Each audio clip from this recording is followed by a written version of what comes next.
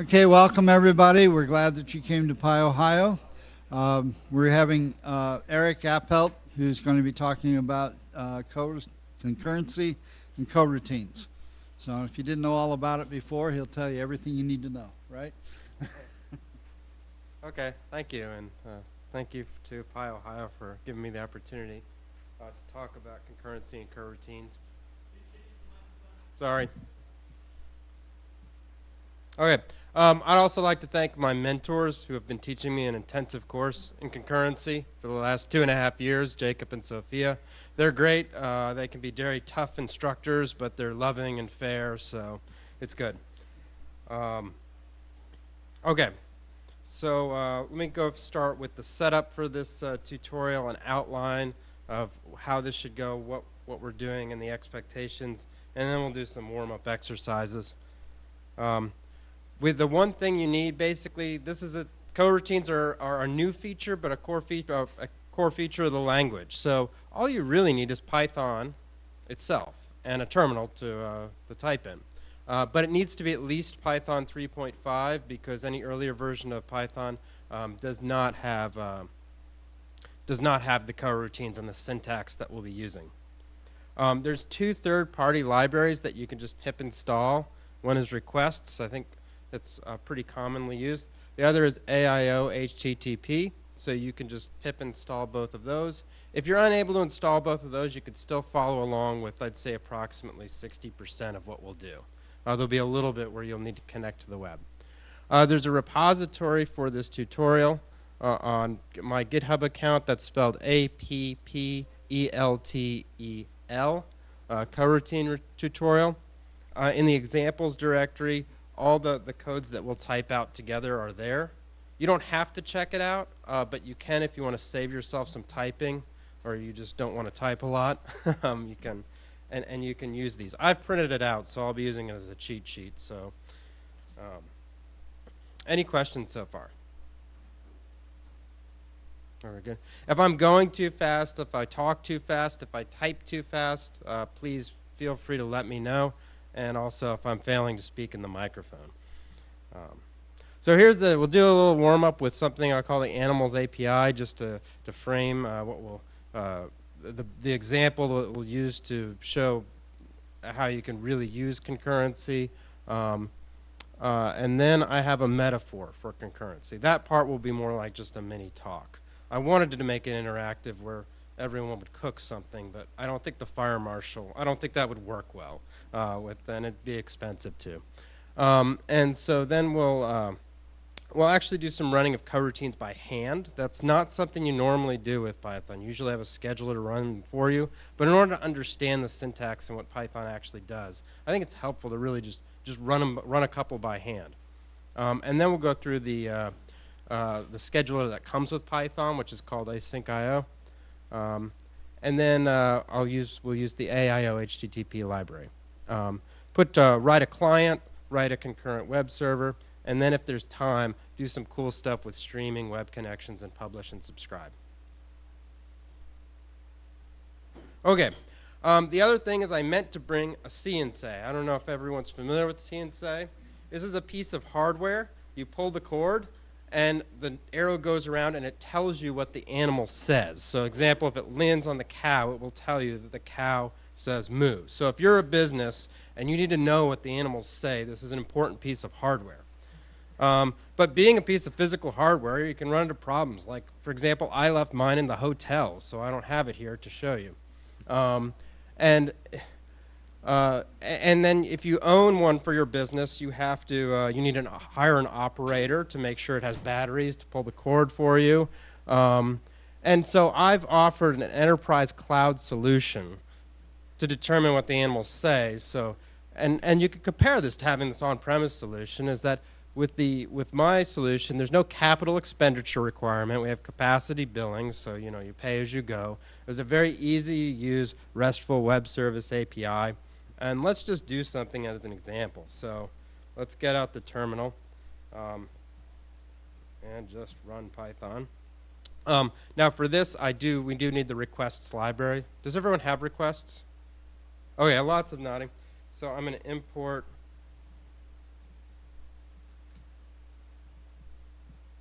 And then let's just do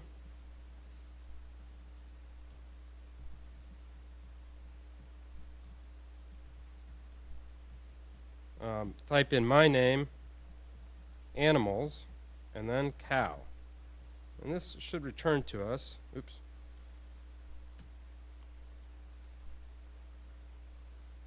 It takes a while. You have to pull the cord has to be pulled and it has to go around. Okay, so I messed up. I forgot to assign the response. So I'm going to have to do it again. Ah, good call. Okay, so yeah, so we can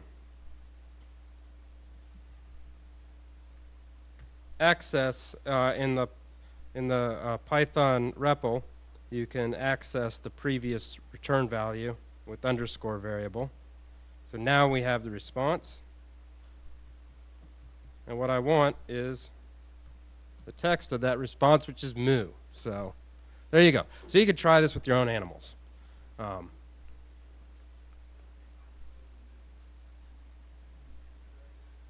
It's moo. Yeah, the cow generally says moo.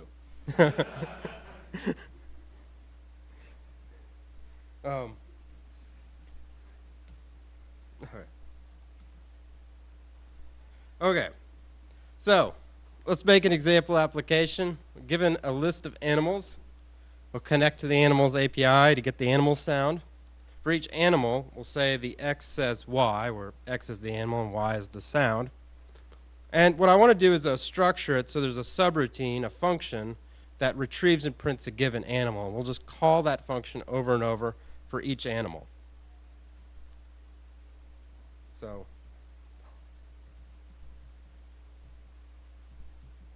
I'm going to make a module called animals.py. So first thing we need to do is import requests. To make my life easier, I'm going to make a constant string for the base URL.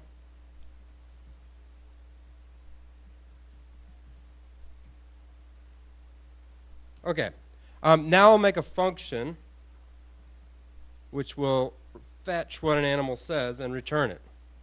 So I'll call this function speak. It will take as an argument the name of an animal. And I'm going to give it a request session object.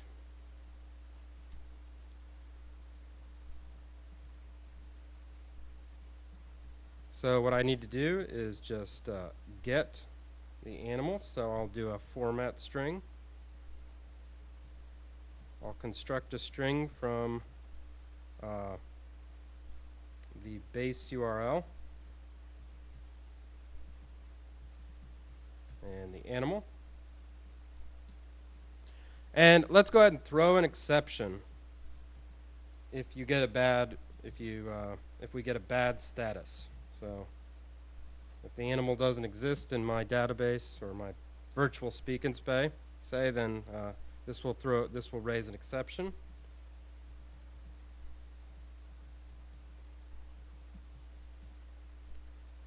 Okay, and then the text of that will be our animal sound. So I simply return a string that says the animal says whatever sound we got.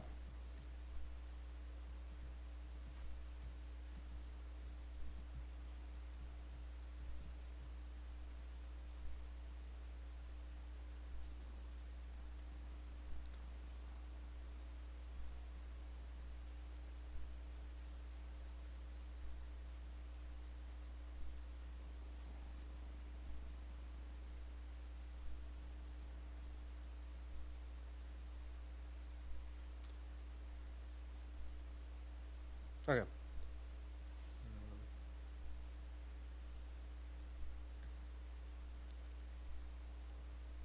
I'm going to go ahead and run it, test this function.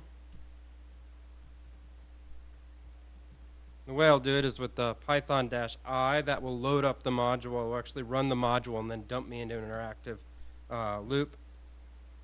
And I can make a session. Oops.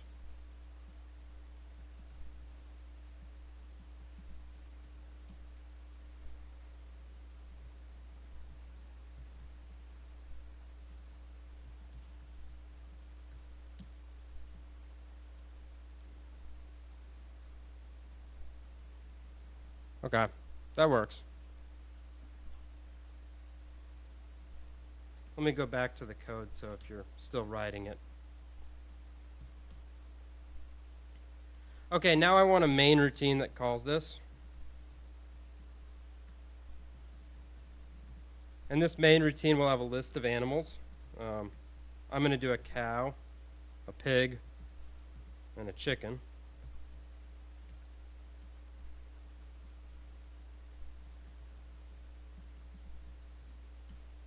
We'll make a session object.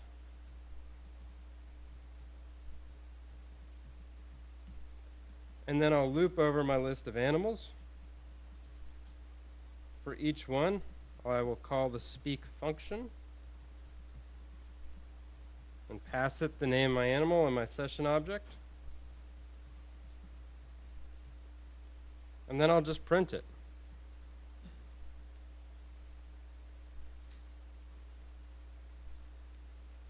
And at the end of this, I'll just have this run the main function.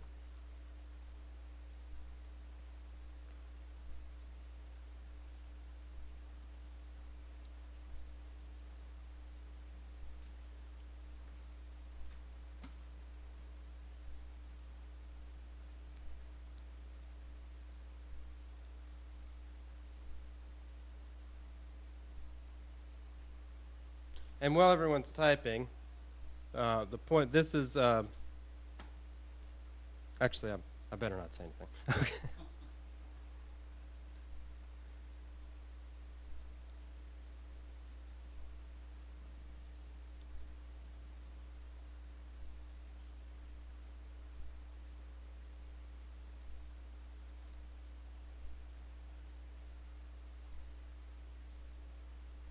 Okay, can I go ahead and run it? Shake my head if you're not ready. Shake. Yeah, okay. Give it another minute.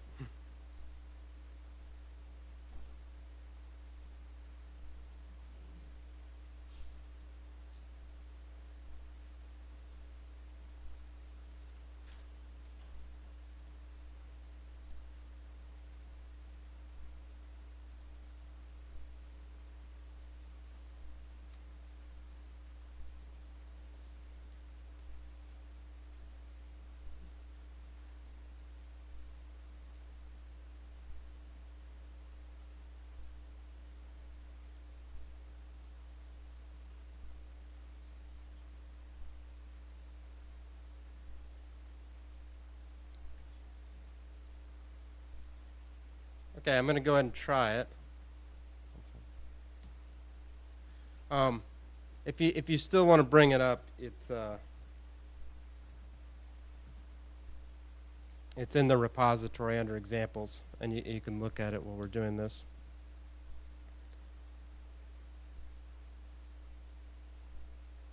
There we go.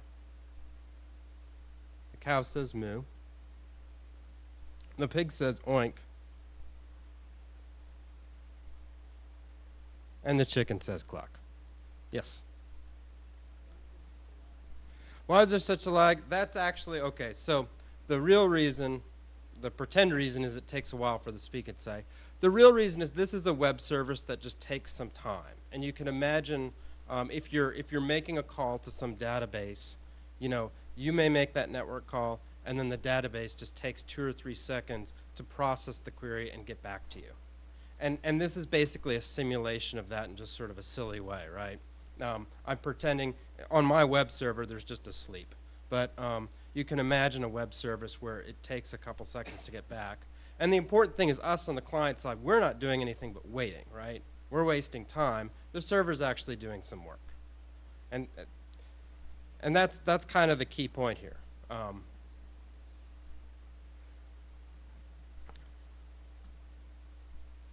Oops.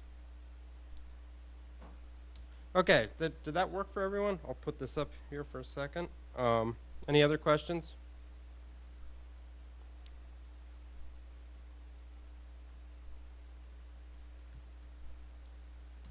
Okay. So yeah, this was clearly slow, and it takes a little bit of time to get each one. It'd be nice to fetch them all at the same time. And that's ultimately what we'll do. But now for something completely different. I want to talk about cooking with coroutines. And then we'll come back to actually using coroutines, because coroutines, I think, are very much like using recipes in cooking. I would like to talk about a very simple recipe that I make after work when I don't have much time to cook and the family is hungry. This first recipe is orange ginger salmon. By the way, if I fail at this tutorial and you learn nothing about how to use coroutines, you'll at least have a nutritious meal that you can make. So it won't be a complete waste of your time either way. So I preheat the oven to 350 degrees. You just put the salmon fillets on a cooking sheet. You take this orange ginger dressing that they sell at my grocery store, put about 2 tablespoons on each one, and you throw it in the oven and bake it for 18 minutes. That's it. With that, I have the boxed rice pilaf. This is good stuff too. All you have to do is put about a cup and 3/4 water and 2 tablespoons butter in a 2-quart pot. Bring it to a boil. Then you stir in the spice package. It's all pre-done for you. And the rice pilaf, cover, set it to low. You let it simmer for 25 minutes. And then you fluff it with the fork and let it stand for 5 minutes. And it's good to go. And this is my favorite. The steam and bag green beans. To make these, you take a fork and you poke holes in the bag. And then you put it on a microwave-safe plate and you microwave for 5 minutes. And then voila. Dinner in about 35 minutes. And this is great. And the best thing about it is most of that 35 minutes, I'm not doing anything, right? I mean, I can do something else while all these things are cooking. You know, I don't have to just stare at the oven and wait for it. And so, you know, with the kids, I can go play with them if I'm feeling like super dad, or if I'm worn out, you know, maybe we'll put in an episode of Paw Patrol.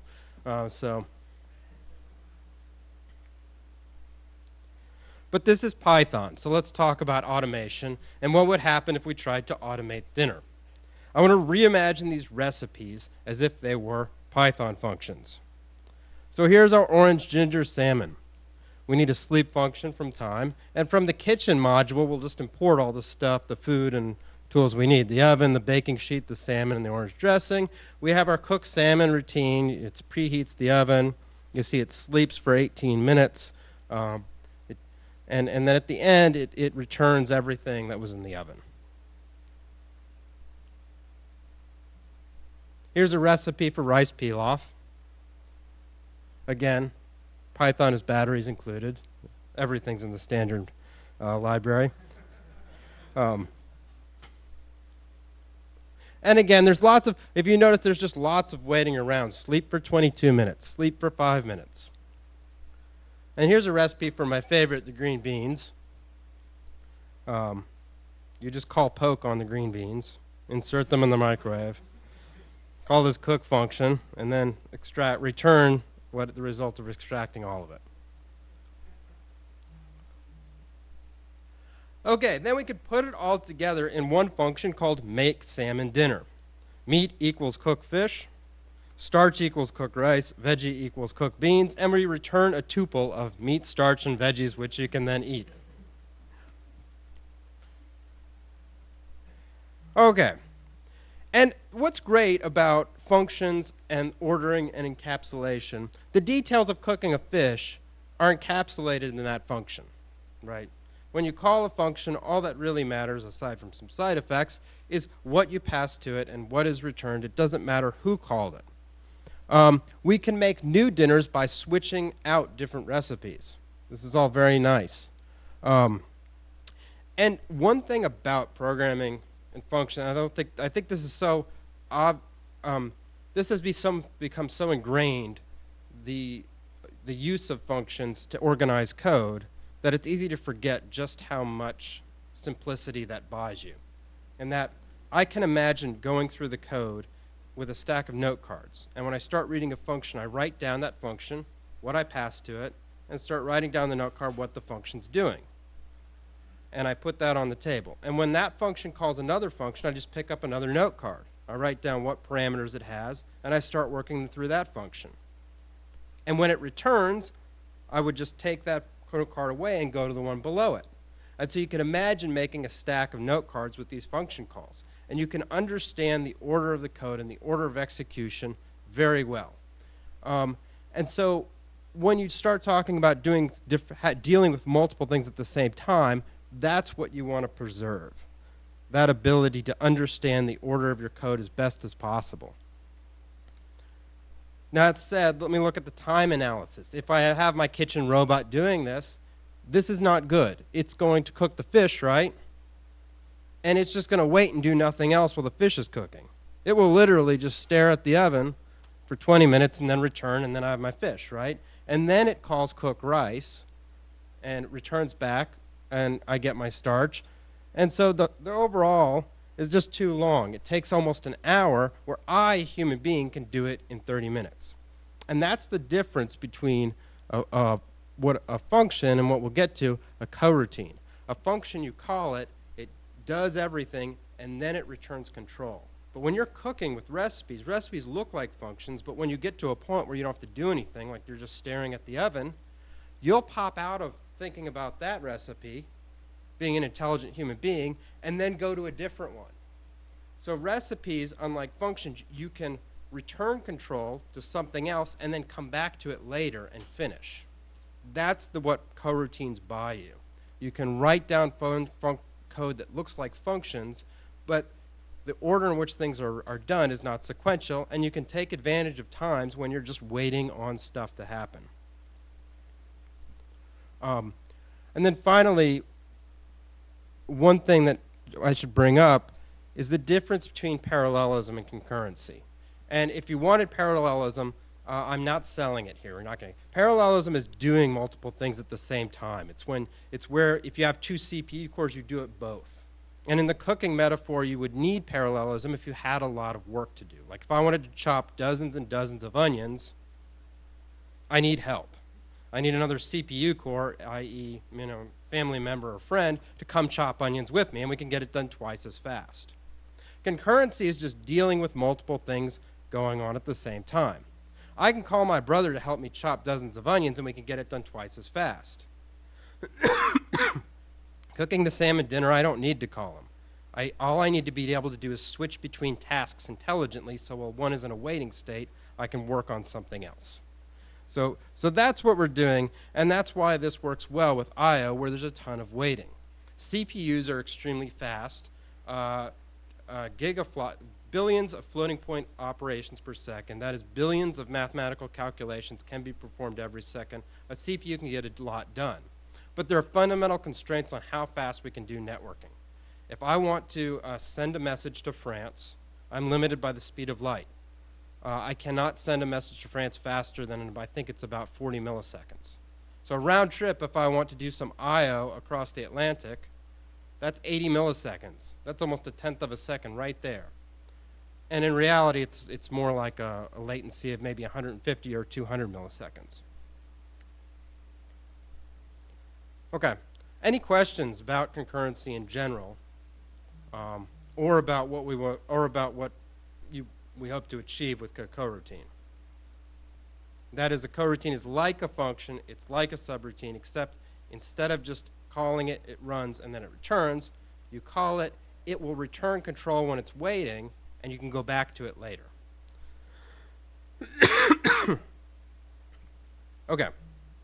So for this section, we want to understand the coroutine syntax in Python, understand how they're run, and see what the libraries are available for scheduling coroutines. Okay. So what I want to do is make some, again, rather pointless and silly functions to serve as examples. So I'm going to create a module called byhand.py. And in this, I'll import time because I want the sleep function. And I'm going to make a function for squaring two numbers. This is a very simple function to write. All I have to do is return x times x.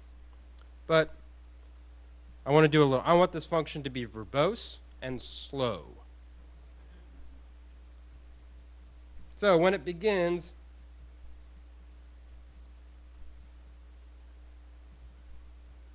it will say what it's doing. It will say it's starting the square function for whatever its argument was, x. Then let's go to sleep for a good 3 seconds. Oops. And then we'll say we're finishing.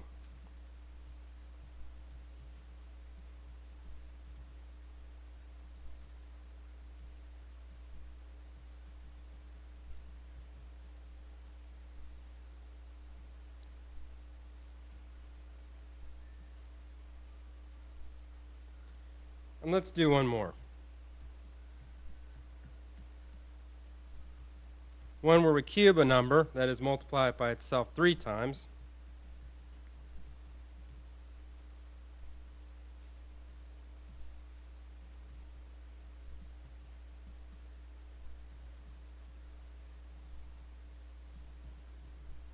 We'll go to sleep for 3 seconds. And in order to cube things, one way I could do that is I could call the square function, right? And then I could just take that result and multiply it by x again. Take it nice and slow here.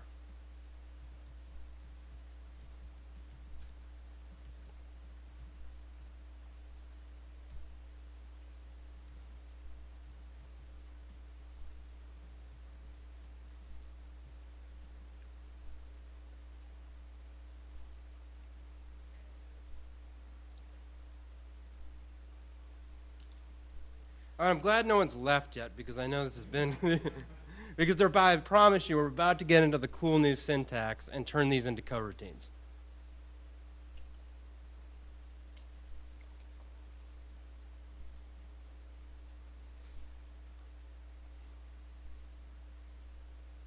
Okay, I think I'm going to go ahead and run this. Let's cube a number. There we go. See it called square. Now that has to do its thing. All right. That's the cube of 5 is 125.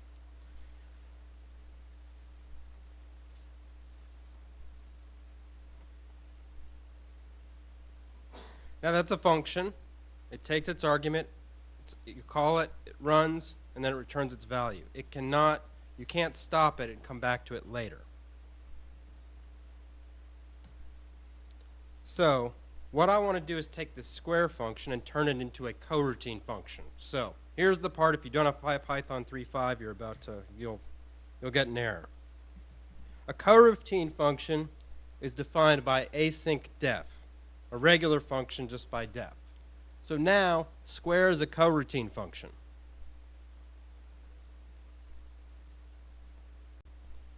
Now this isn't going to work, but let's see how it breaks.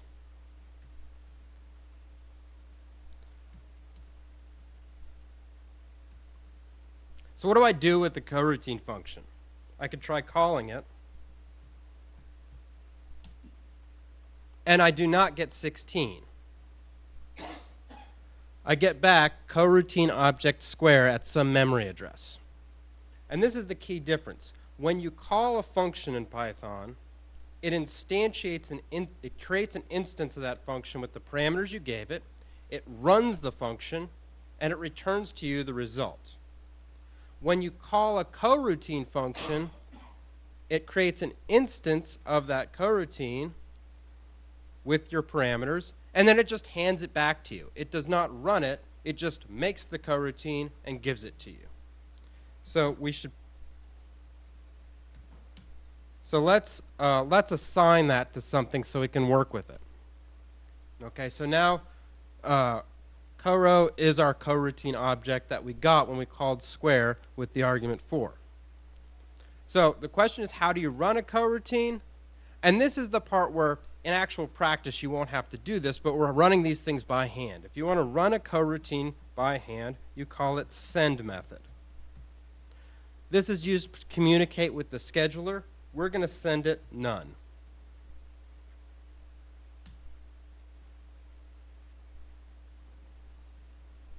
And that's interesting. It did its thing, right? It executed the code, the suite of instructions, And then it raised a stop iteration exception, and in that exception is the value. So if you really wanted to do this, you'd have to catch that stop iteration exception and then get your 16 back. So far, so good? Okay, let's try calling cube and see what happens.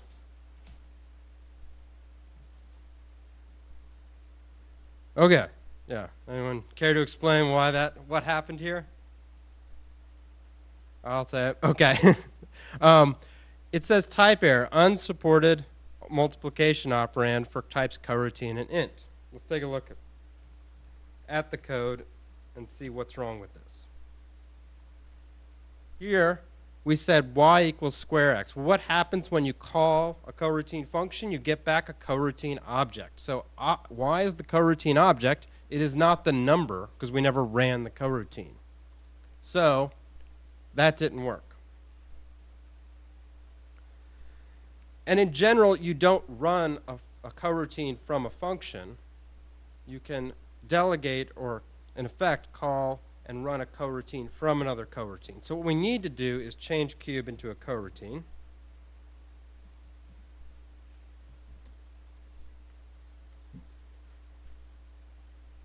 And now, will this work? No. Yeah.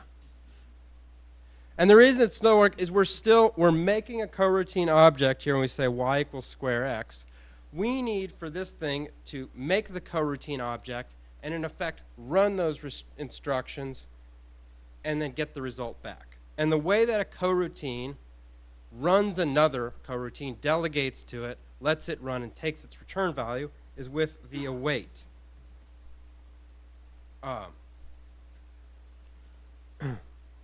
statement, is it a keyword yet? To be a keyword, await. So when you await on another coroutine, it creates the instance, it runs it, and then it gives you the result. Now this is a little different than calling a function because it's possible that in the middle of running, it will stop and let something else take over. We haven't gotten to how it does that, but we're almost there. Any questions? Okay, let's try it now. Oops. Remember, calling a coroutine gives you a coroutine object, so we'll assign that to that. And then to run the coroutine, we'll send it none.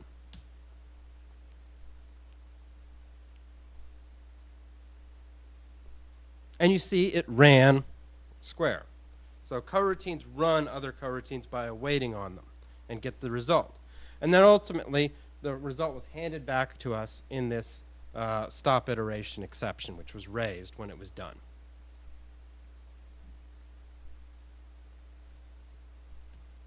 So far, this is not very useful.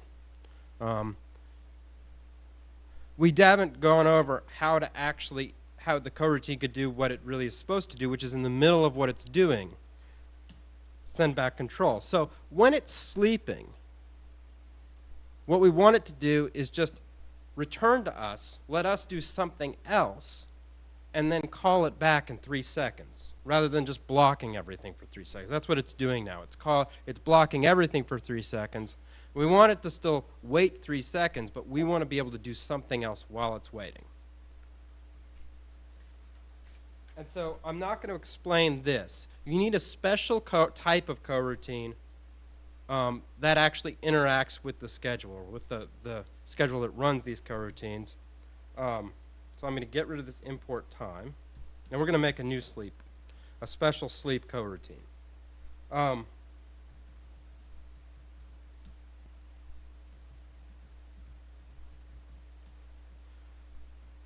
This is what's called a generator-based coroutine. And unless you plan on writing a library like async.io, unless you want to write your own scheduler, you don't have to understand this. But we need to do it to make this tutorial work.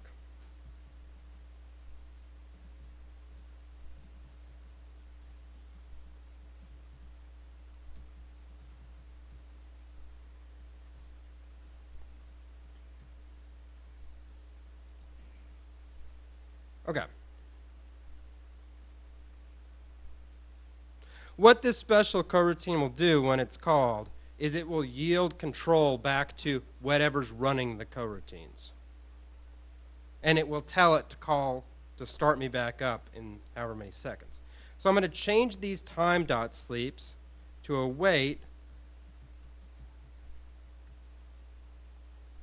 on a manual sleep.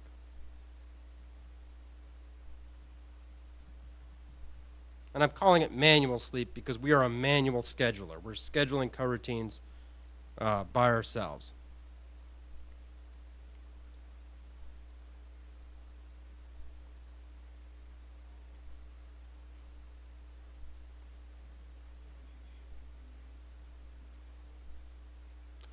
Yeah, so this is, right, the manual sleep is a generator, if you're familiar with Python generators.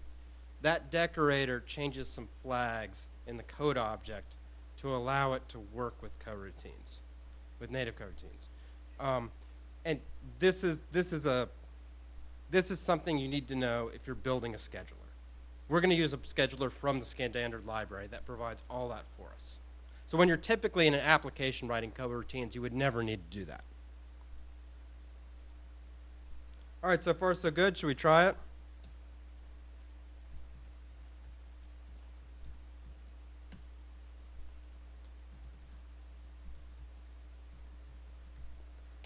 So I'll make a coroutine object, and then I'm going to run it. And look, I don't have to wait. It returned control back to me and gave me the value, this string that says, please call me back in 3 seconds. Well, I've used up my 3 seconds talking, so I should call it back. So I'm going to send it none again to start it back up so it can continue on its way doing its work.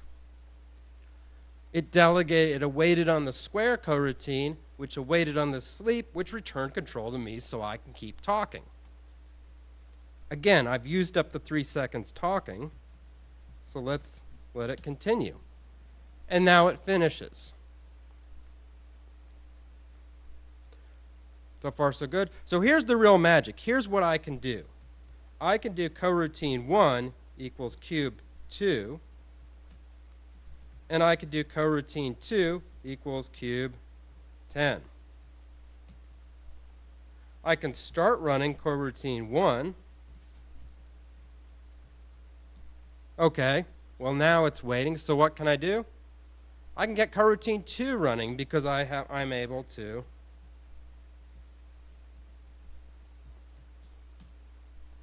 So now coroutine 1 and coroutine 2 have done some work. They're both waiting to be called back. I'll call coroutine 1 back. It's been 3 seconds. I'll call coroutine 2 back. You know.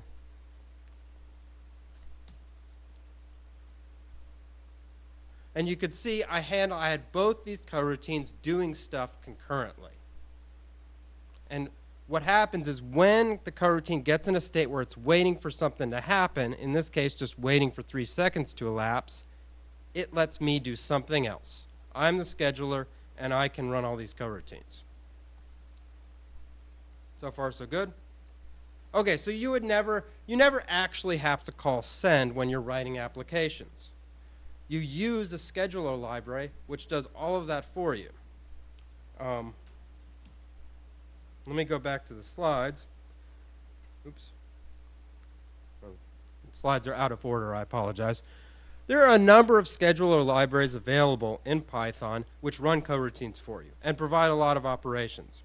One of the most well-known and well-established one is Twisted. And Twisted is really the sort of grandparent of all these ideas. A lot of the syntax itself in not the syntax, but the ideas of how this works in Python owe themselves to this development, and Twisted is still well maintained today and supports the new syntax.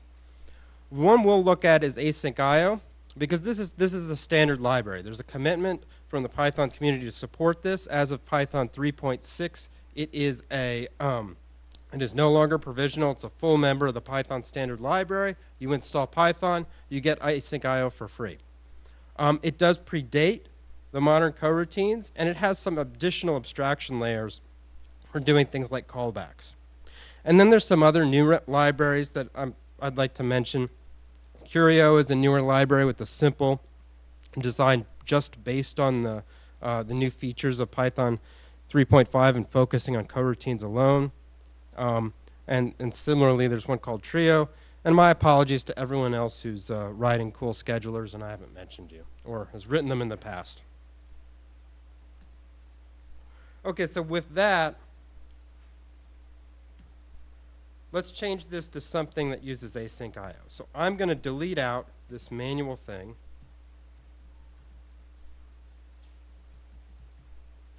And I'll import async IO. One thing async IO comes with is a sleep coroutine.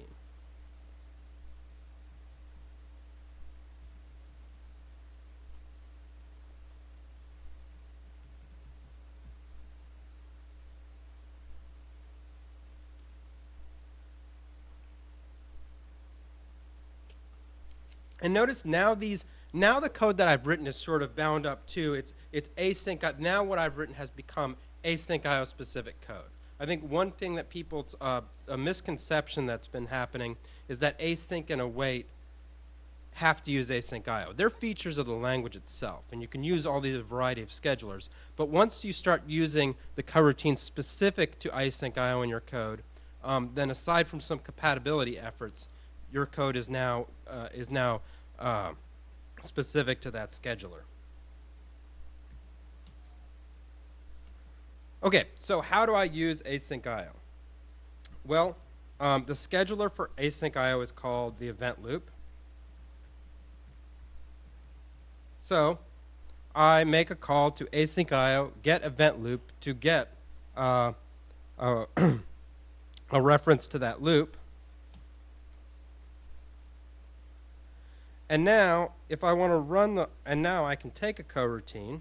I can make a coroutine object.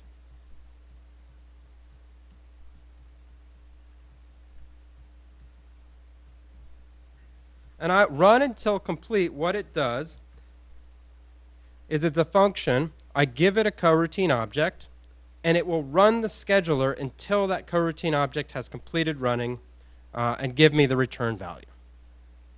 And then it will stop the scheduler again.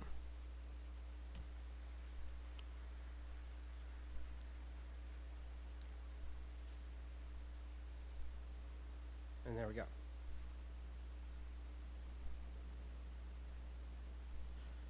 So far, so good, but we're missing the big key thing, right? We want to be able to run multiple of these at the same time, or have them started up and running concurrently. They're all going on, and the scheduler's running multiple ones of them while it's waiting. There is a method, there is a coroutine function in async IO called gather. And what this does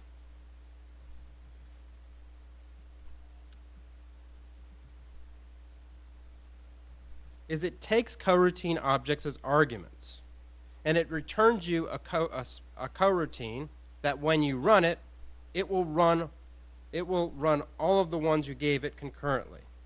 So, for example, I'll give it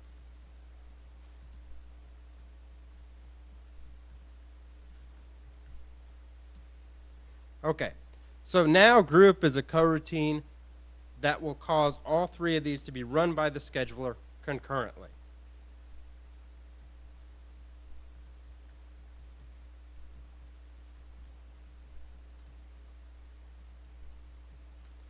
So if I call run until complete on this coroutine, this should run them all concurrently, and you can see that the scheduler is doing its job.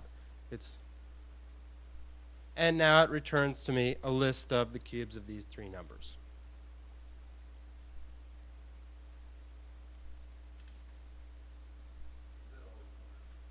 Yes, it's a good question. It's in the order you pass them together.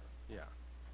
What order they actually execute in, I do not believe there's any guarantee. So they could be executed in any order, which one finishes first, and you could kind of see this. It started 1, then it did 3, then it did 2, but your responses are in the order that you gave them.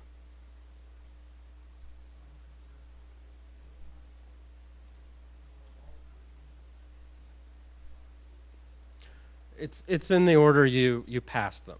Yeah, so you don't get any guarantees on who finishes first, but by specifying the order of the arguments, you specify what order you get back. Yeah, otherwise it'd be a mess, right?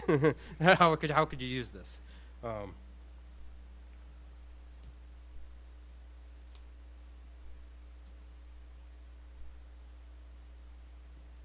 Okay, so that's the basic syntax. But there's a couple more pieces of basic Python syntax that I need to talk about to sort of complete this. And so let me go back to normal iterators. Like, hopefully for loops are pretty standard, but I want to go into how for loops really work. You have a container, and what a for loop does is it actually calls a special method on that container object to return something called an iterator. And it takes that iterator and it calls a special method called next that gives you an item, and then it executes the code below in this do stuff, right, in the suite of instructions. And that's a function call. What would be useful in terms of asynchronous I/O is you could imagine a container that's not really a list or a tuple or a dictionary, but it actually, in order to fetch things, it has to make a database call. So in that process of fetching items, it's calling out to the network. And in this case, we want to do that asynchronously. While it's doing that, we want to be able to yield control back to the scheduler and let something else run while we're waiting. And for this, there's asynchronous iterators. So if you have a special container that's an asynchronous iterator, you can use this syntax async for. That will only work on an asynchronous container. And what it does is every time you call something called aNext, and instead of giving you instead of running a function, it returns a coroutine that the scheduler will run. So the important thing to know that if you have to use async for, every time you get to the top of that loop, your code may return control to the scheduler and allow other things to run while the next item is being fetched. Any questions on that?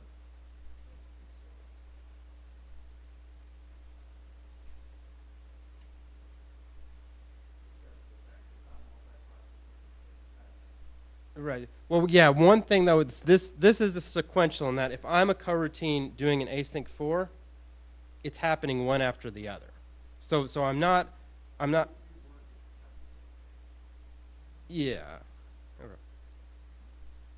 Second thing is context managers, and these are really useful. The way a context manager works is when you say with manager as M, the manager object, it calls an enter method upon entering the block, which could do cool things like if you use file open, it can open files, set up network connections, and give you back an object M that you can use to do stuff with it. And then when you exit this indented block of code, or if you raise an exception, this exit method is going to eventually be called to clean things up. And so here, in the context of asynchronous I/O, when you set up the network connection and when you clean it up, we don't want that to block. We want those to be coroutines so you can yield back control to the scheduler. And that's what the syntax async with is for. You have to have a special context manager which has these other special methods which will give you a coroutine back which will be run. So the important thing is if you have a synchronous context manager, when you enter that block of code and when you leave, you may return control back to the scheduler and allow other things to run. And that's the basic syntax. One feature of this whole system is that when you look at a coroutine, and this is, if you're familiar with threads at all, this is a very different thing from programming with threads. You know, looking at your coroutine, something about the order of execution. Unless there's an async for, an async with, or an await, your code is going to execute in the order you see it. It's only when you await that the scheduler will allow other things to run. It's cooperative in that sense. So it can make understanding the order of execution and the safety of your code a little bit simpler. Because you know when other things might happen around you, and when you know when the order of your code happens as it's written. Okay.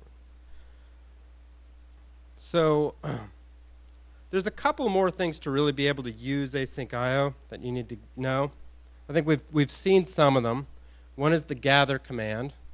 The gather method, which you pass a number of coroutine objects, and it will give you the results in a list. We've seen async IO get event loop. That gives you the event loop, and then you can run methods on that event loop. We've seen run until complete. There's three more things I'd like to go over briefly. Just because this set forms like the minimal things I think that as a novice one should know when actually using this.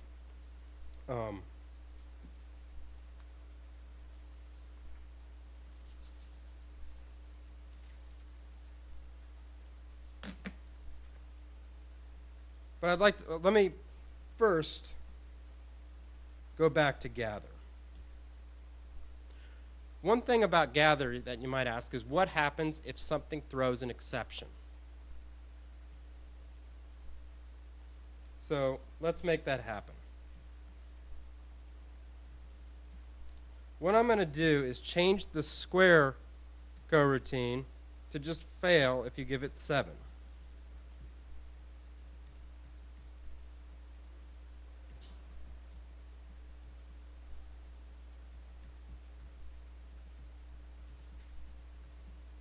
All right. So the square function coroutine here will admit that it's not really all that good at its job. It doesn't know how to square 7.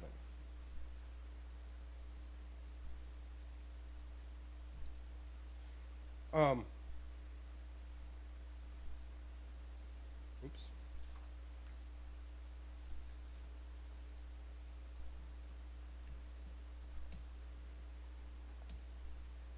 So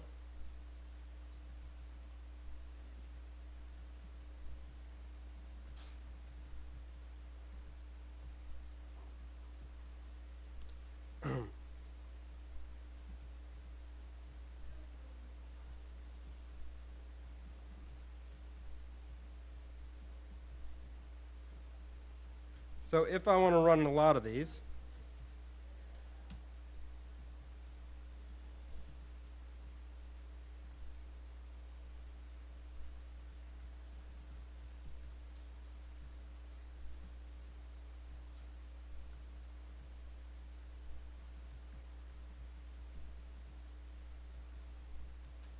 let's see what happens.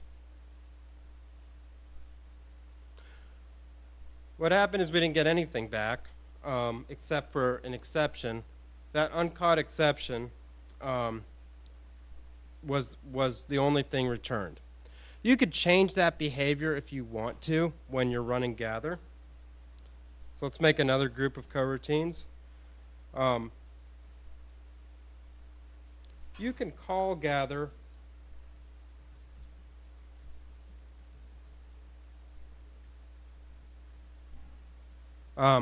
with the keyword argument return exceptions and set it to true. If you do that, if any of the coroutines being run concurrently raises an exception, it'll come back to you in the list of results. Okay, so we're having a new group of coroutine objects, and we'll run this. What the heck? Oh, there we went. Okay, yeah, so now you can see it was able to do 5, 6, and it returned the actual exception object. So that's something if you want to just blow up, you can blow up, let things blow up. If you want exceptions to be returned so you can get the values of the things that actually worked, you could do that too.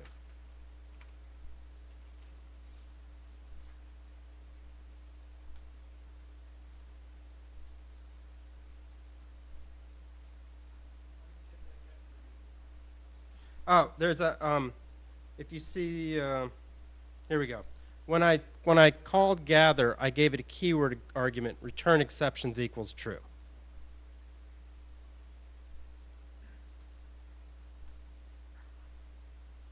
And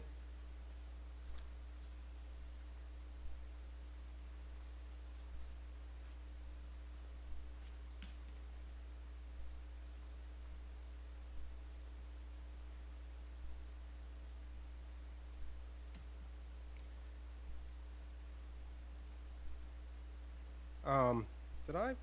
Wait. All right. I'm wondering, let's see, if in the interest of time. In the interest of time, I'd like to come back to create task and running executor if we have time. Let me say one thing about run forever. Run forever just makes the run event loop run forever. The way to stop that is to have a coroutine that calls loop stop. So you can run a loop forever when you want coroutines to continue executing until they decide it's time to shut down. Create task returns to you a task object, which you can use to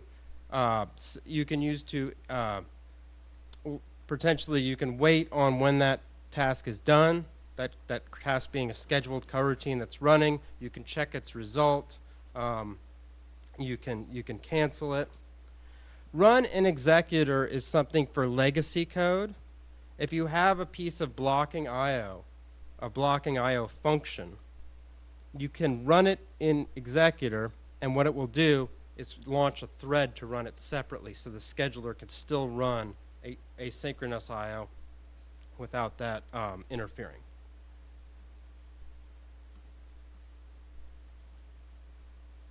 Okay, but yeah, I'm going to skip a couple examples because I want to get to the important part, the meaningful part. How do we do actual I/O? Sleeping's great, but it gets boring after a while. So async I/O provides two different APIs, one called streams and one called transport protocol for socket programming. This is I'm trying to make this a novice tutorial, so I don't think I'd rather not get into socket programming. It's not in scope. So, but the thing is, what you could do is rather than using that sockets layer, there's lots of third-party add-on libraries for popular application protocols. And a lot of them are contained in the AIO libs project.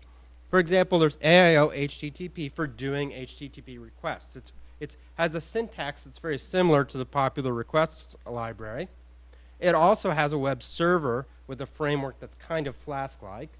And you can see there's other ones. I like AIO Redis because I like to use Redis. There's MySQL, so on, and you can visit. Let's do some stuff with AIO HTTP and go back to where we started, the animals example. Animals and AIO HTTP.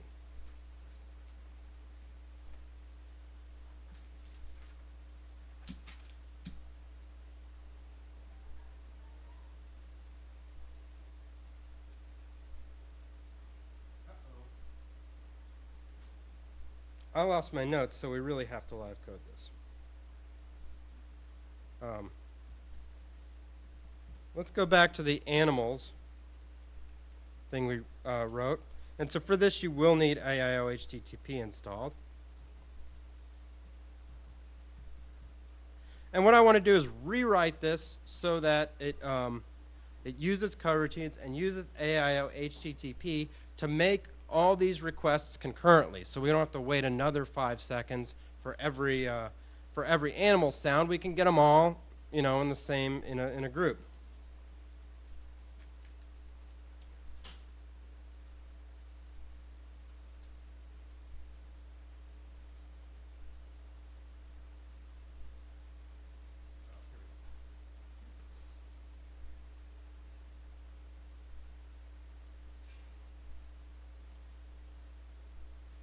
Okay, so first thing I'll do is I'm going to, let me start from the main routine and change it back. So I'm going to make this to a coroutine.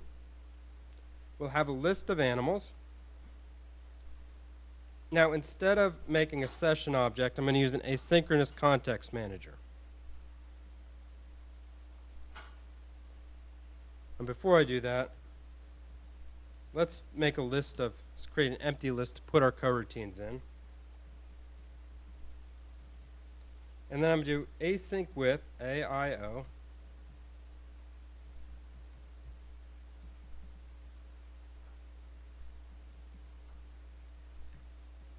And this is how you get a session in AIO HTTP. It looks kind of annoying in request. You could just say request session and assign it to something. Why do we need an asynchronous context manager? That's so when we're setting up the session and tearing it down, doing any cleanup, that's done asynchronously, and the scheduler can still run other things should it need to. Okay.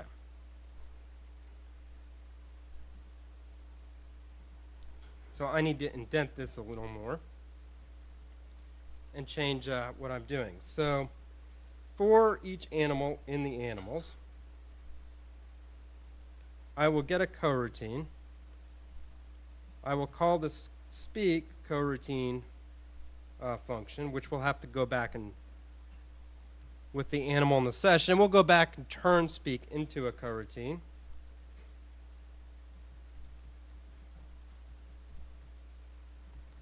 And let's append that to our list. You could use a list comprehension. I decided not to, just keep things simple in terms of syntax. Okay. Okay, and then we'll run all those coroutines concurrently.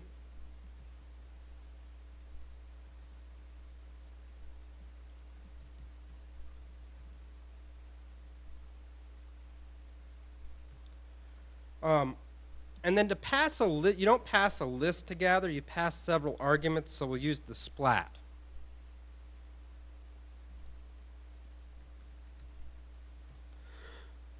If you're not familiar with the splat, and you may not be, I think I was doing Python for years before I finally figured it out.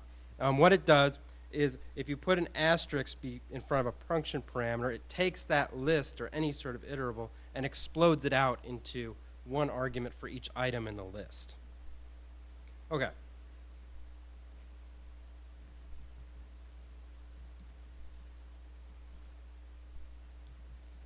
Oops.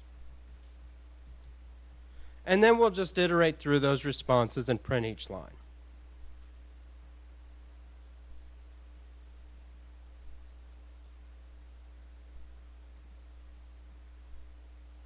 Okay, so that's the main routine. Any questions while people are still typing? Yeah. Yeah, I was wondering why responses is not in the session. Doesn't it still need to have a session in place for the responses as you go on to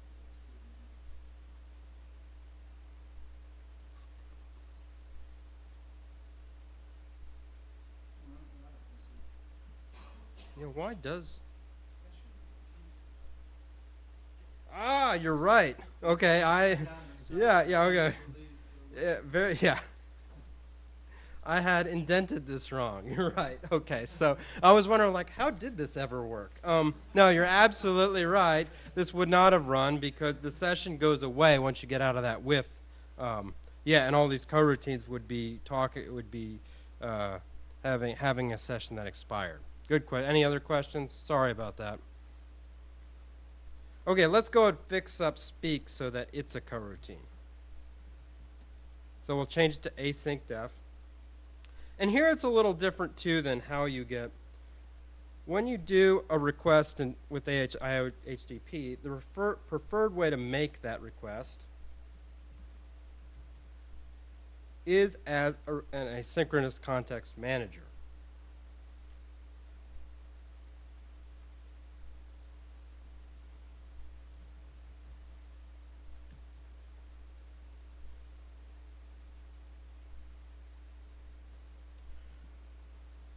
The reason for doing this rather than just sort of a waiting on it is that an HTTP response can do things like stream. Once you get the status code, you might want to, get the initial response and then do other things and then get the body of the response. So, and then the other difference here is that Text is not an attribute of an AIO HTTP response. It's a method. I mean, it's a coroutine method, so you have to await on it.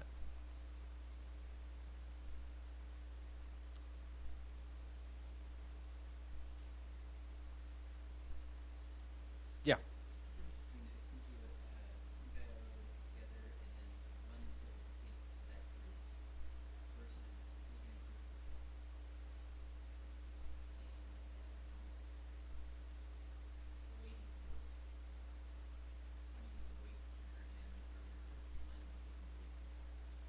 Okay, right. Yeah, that's a good question.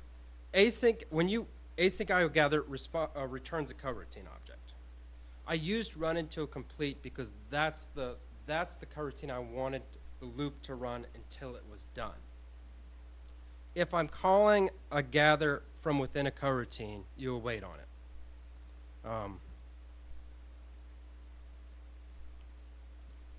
So for example, what I'm going to do is, oops, I need to go to the top. I also need to import, we'll need to import async IO because at the bottom here, if we want to run this, what I need to do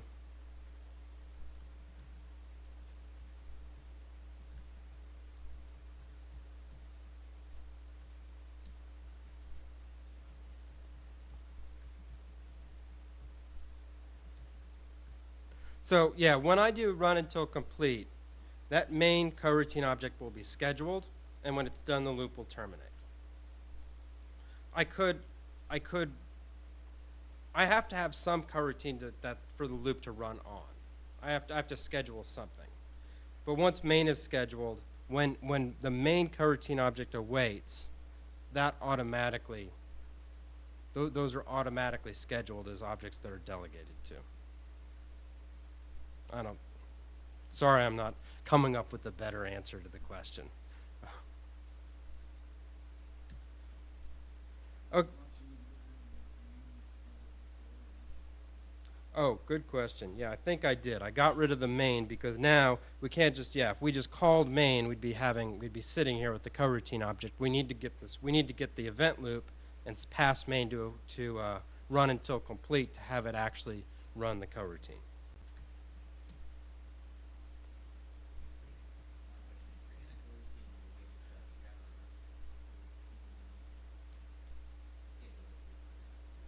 Exactly, yeah. And you can also schedule with create task. So yeah, if you're in a coroutine, you can await on other coroutines to get them moving and then get the result. If you're not in a coroutine, you can't await. So there has to be some mechanism to get the ball rolling. So if you're in a function, you can cause a coroutine to be scheduled with create task, or you could do run until complete, which will schedule the coroutine and it will run the event loop, run whatever coroutines it has scheduled until that one's done. Okay, so let's run it and see if I messed up.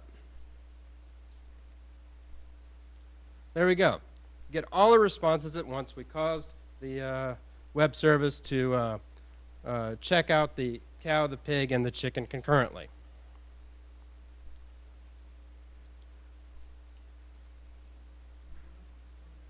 Mm-hmm. Yes.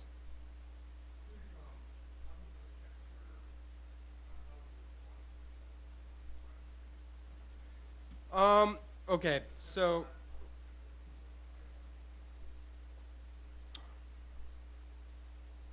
I believe there's, in principle, there's implementation dependence.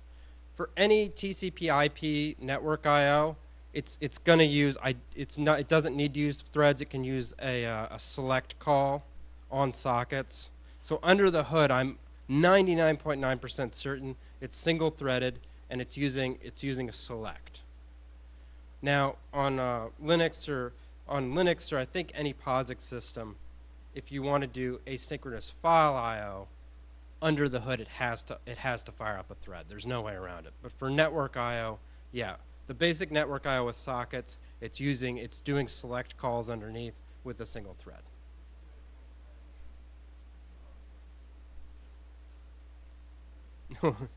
Yeah. So that's, and this is a good point. There's You can do things with multi-threading. There's things you can get into where you have multiple. There's reasons why you might want multiple event loops to be run, and that can cause this. This has been improved in 3.6. When you do, async IO get event loop, that gives you the default event loop. In some context, you have to be careful about which event loop you're getting. Did someone else have a question that I skipped over? Apologize. Okay. Yeah.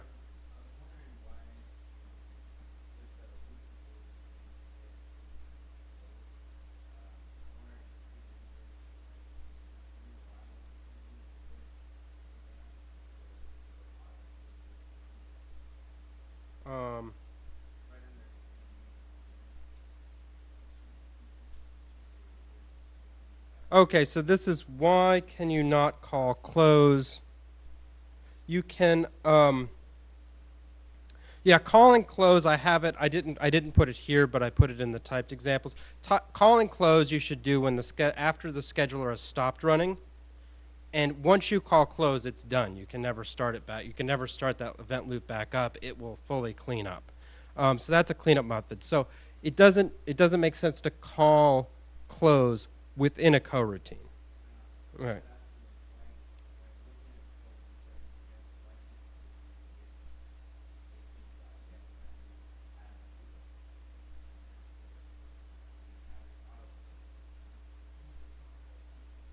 Oh yeah. As far as I understand, async IO get event loop does not support context management. Does that answer it?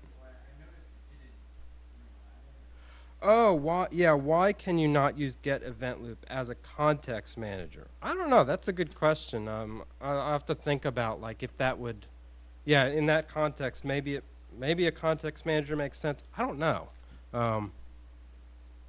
It hasn't been written yet, so.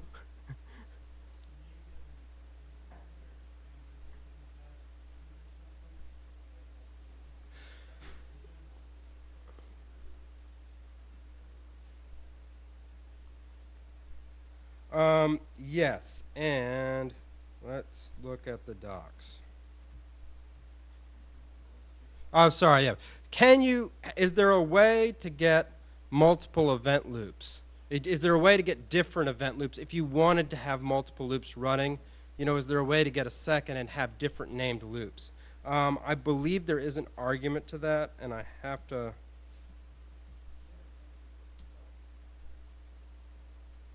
Let's see.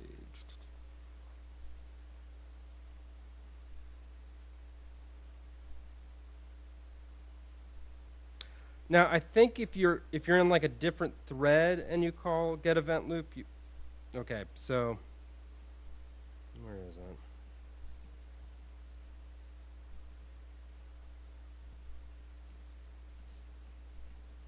All right, I'm gonna admit my own ignorance. I do not remember how to do this offhand, and I'm not 100% sure I ever knew how to do this, but I want to believe I did, but I can't remember how to do that. Yeah, there are contexts in which that makes sense. So for example, you could have a multi-threaded web server where you have 8 CPU cores. You want one event loop running on it, because this is a single-threaded idea, so you want one asynchronous worker running on each thread. But you want some shared state, so you want it to be a single process. So that'd be one example. There are much better examples that I don't know.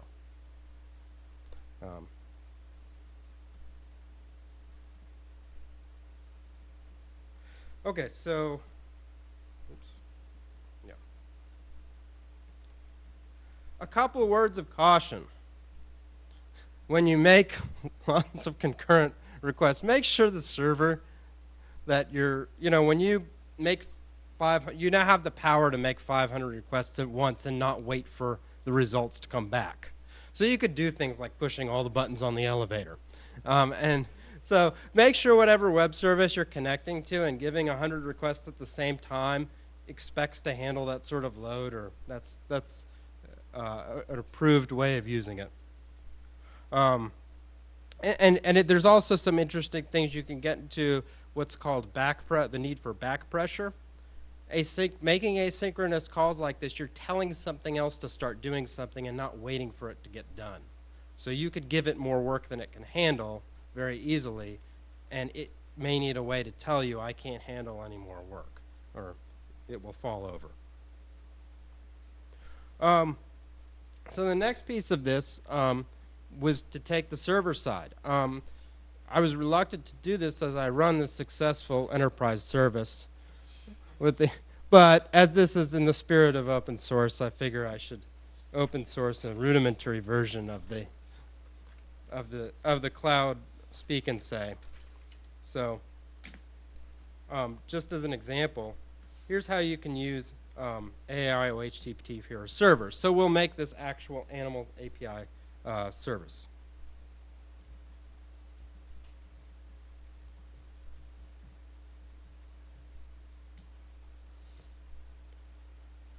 Okay, oops, I went too fast with that, I apologize.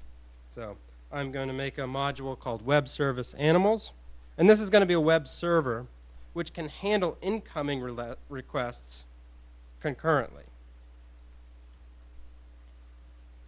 What's nice about this is I can have one single-threaded worker that can still handle several dozens of requests coming in before they're completed, because when it's starting handling one request coming in, that will be a coroutine, and it can just schedule another for each request.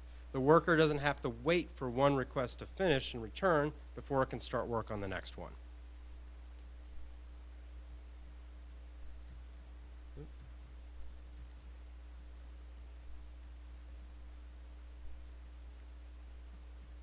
Okay, so I will need the sleep method.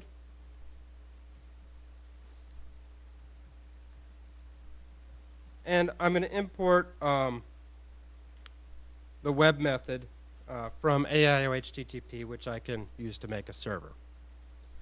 Now I will make a dictionary called the farm, and I'm not going to give away all of my secrets, but I will let you know what a couple of the animals say. You have to subscribe to the service to get all of them and the premium animals.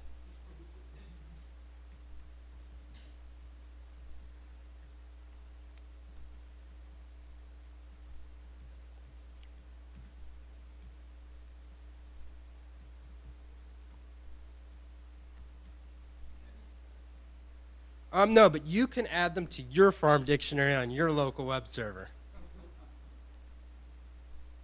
I should at least have llamas. I mean,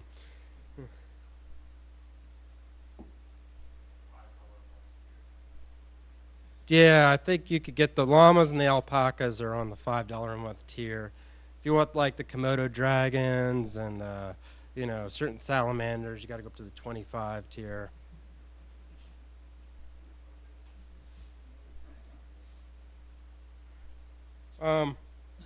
Let me make a very simple hello world request handler. So a request handler on this server is written this way. It's a coroutine function.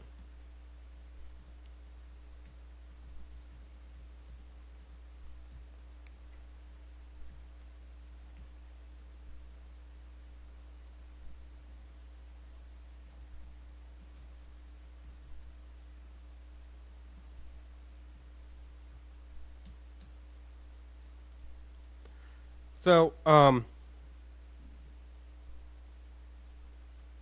this is our handler. So we'll make this, and we'll get to the animals later, but when someone connects to this web service with this, we'll have it return to them the text, welcome to the farm. And you notice that this handler is a coroutine. So this web service, even though it's single-threaded, one worker, can handle multiple incoming requests coming in concurrently before the first one is even finished. Okay, so here's how you make an app.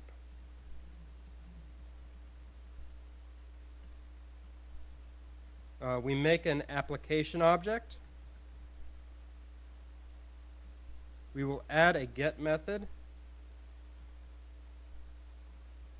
to the animals route. And that get method will call our hello coroutine function.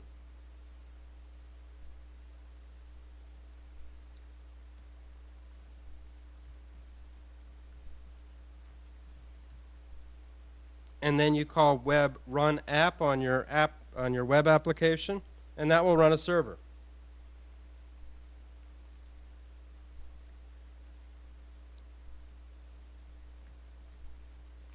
The AI HTTP server documentation has some good, more complex examples.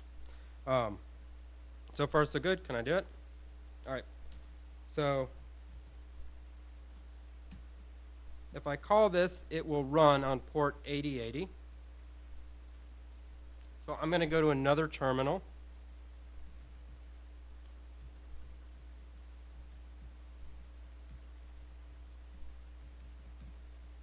Is anyone familiar with curl? You can also use your browser.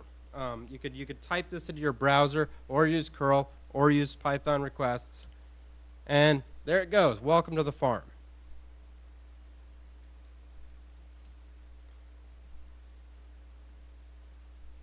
So far, so good. Oops. Yeah. Okay, I'm going to stop this now and add another handler.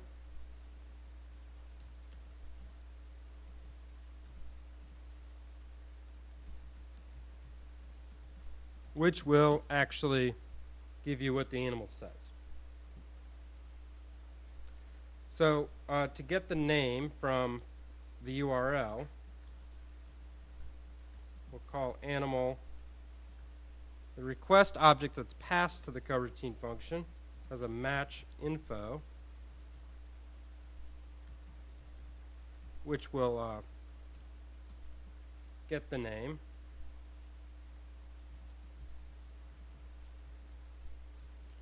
If the animal is not in our farm,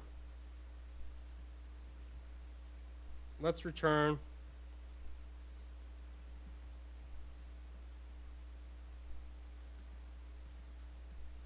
let's give them a 404 not found.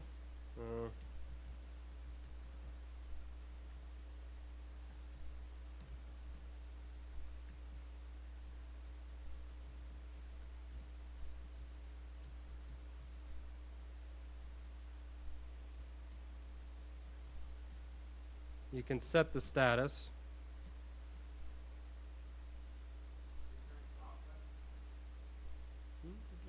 No, you're right. Thank you. No, it's not. It's not a new Python phrase. That is a syntax error. Okay, right. We want to return a response object that the server will then handle and hand to the client. But if the animal is in the farm, we'll await on async IO sleep for 5 seconds, giving that artificial. And if this was a real serious web service here, this would be some database connection, right? We'd be doing some complex query that took like 10 seconds to do. And we don't want to clog up this web server too.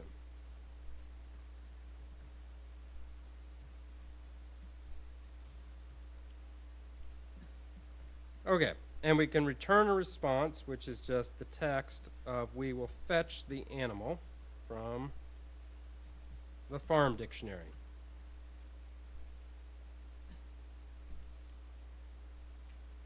And that's it. But we've got to add the route. So here's the, we have to create a resource.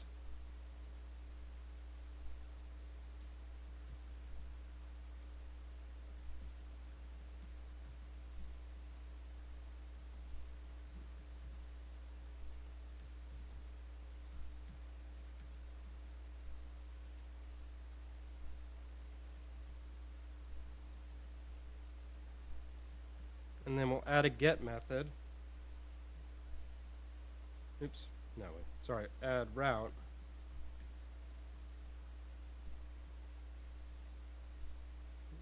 Oops. No. Sorry, I did that wrong. And for that resource, we'll add the route for the get method, which we'll call the speak handler.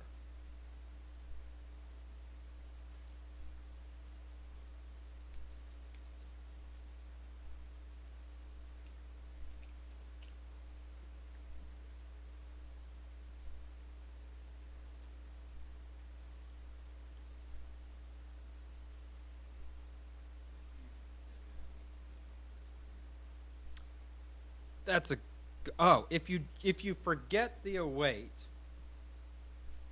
let's do that after we run it. Yeah, that's a good enough question. So the question is, what if we forgot to write await there? What if we just wrote sleep? And that's such a good question that I want to go and run this when everyone's done typing and then go back to it.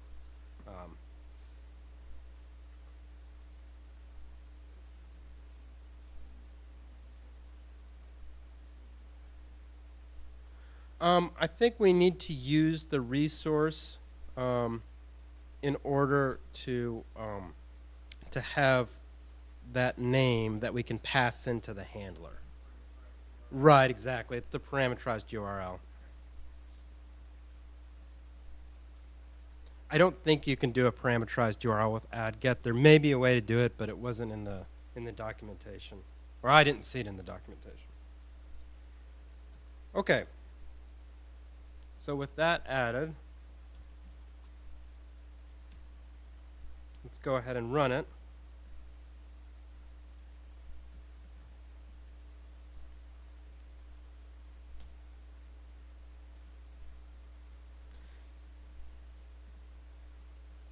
And it said moo. One thing, let's go up. I'm going to go to another terminal. And look, this web server can handle multiple requests at the same time, even though it has a single worker, because it's executing those coroutines concurrently. So it can handle more than one request at a time. It can work with multiple ones simultaneously or concurrently. Let me go back and mess this up. So the question was, what if we forgot to await that sleep object? We just said sleep 5. Calling sleep 5 makes a coroutine object, right? So, because sleep is a coroutine function, calling a coroutine function just makes the coroutine object. You have to await it to actually run it. So in this expression, we make the coroutine object, and then we just throw it away. So this is going to instantiate a sleep coroutine object, and then do nothing with it. So what we expect to happen is that it's not actually going to sleep. Nothing's actually going to that coroutine object will never be scheduled. It's never awaited, and this will just return. So I'll go here. See, now it's instantaneous, because that coroutine is not, we're making the coroutine object and just throwing it out. Yeah.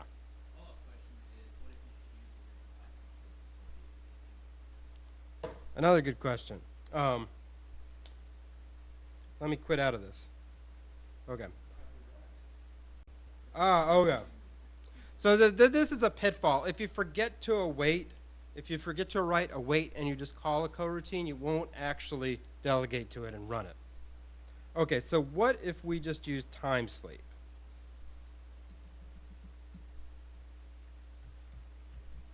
This is a great question that gets to the fact that this is all cooperative multitasking.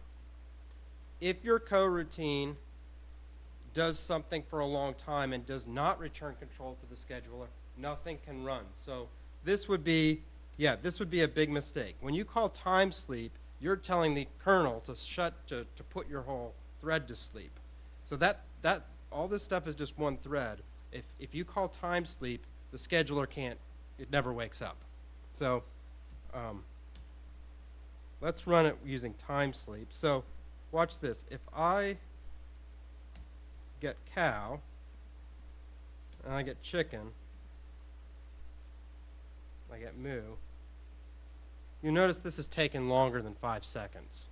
That's because while it was waiting on the cow to say moo, it wasn't able to wake up and handle chicken concurrently. It was completely asleep. Yeah. Yeah. So yeah, and that's the problem. If you accidentally insert blocking, regular I/O, you could block the whole thing down. Or if you just do too much computation for too long, you can make it to where no other coroutine has a chance to run. If you're doing heavy computation and you want to say, okay, I'm taking a long time to actually do work, I want to let other coroutines run, you could do async IO sleep 0. Sleep 0 will return control to the scheduler, but have you called back as soon as possible. This is a nice thing to do. It lets other stuff run. Let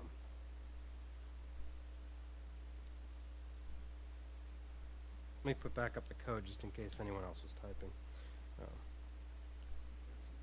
Yeah. Oops. Yeah, so let's fix it. Let's change it back to...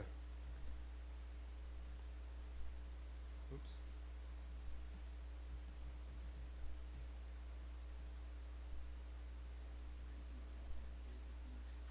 Yes, these are good questions. So we're running low on time. Maybe we're running a little low on time, and I forgot to give you all a break. I apologize.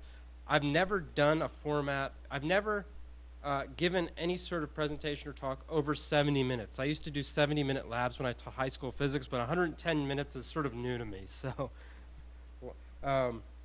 okay. So yeah, what's a good way to communicate between coroutines?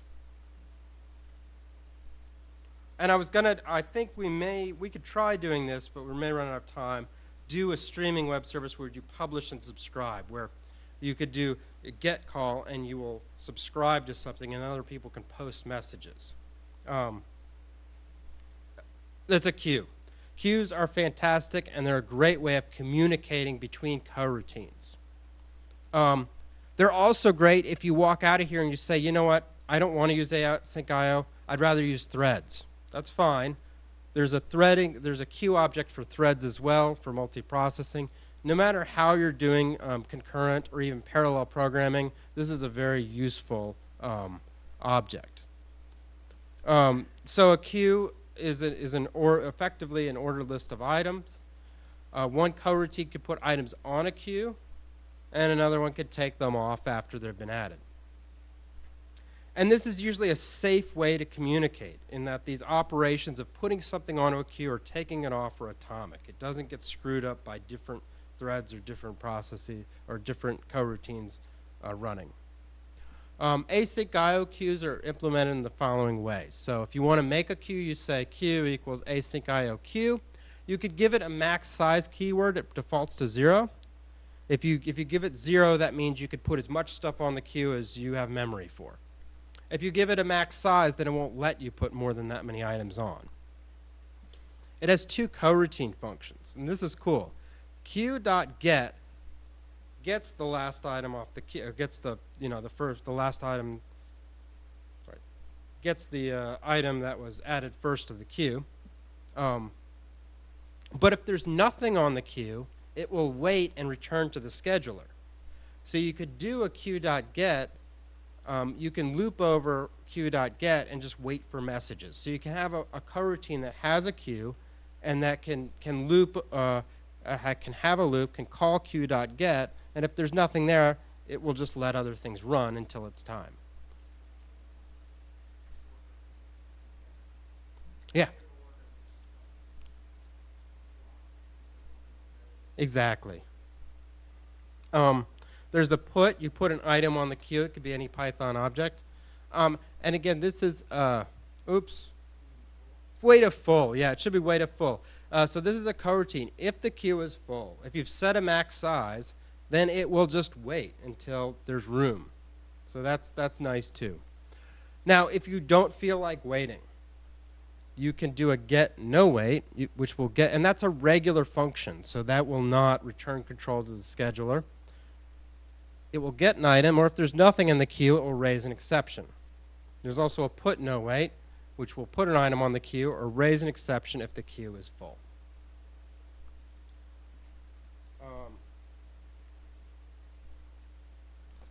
And let's see, I think we have 15 minutes. I think we can do this.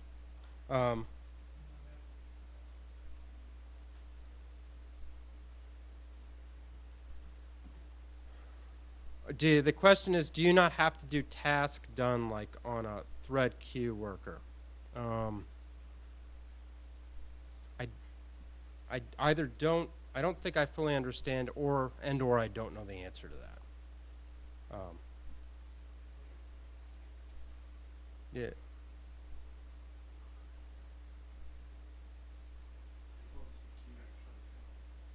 Okay.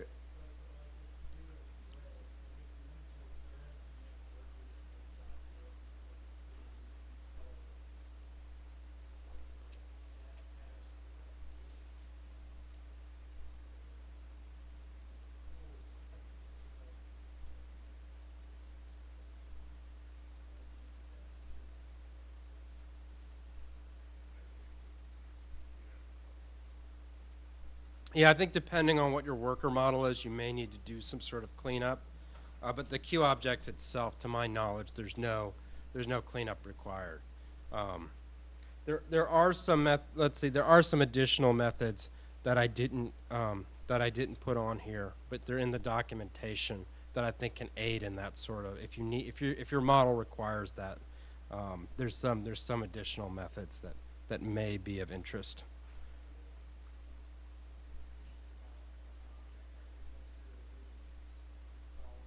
Right. Yeah, it's all within one thread. Yeah, to my knowledge, you can put any object in it.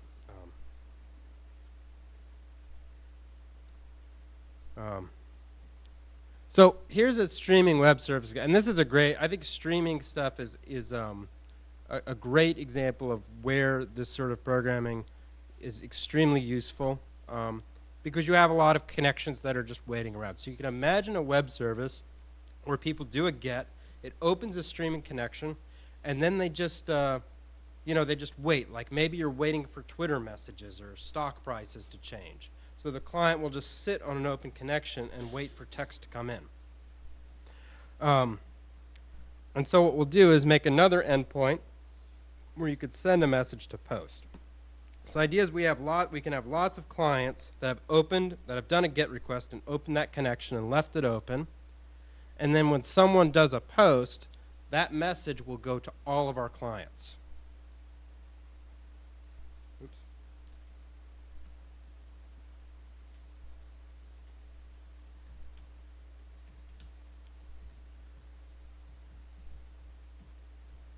Okay. So, oops. So I'll make a new module called pub/sub. You can call it what you want. We'll import async IO.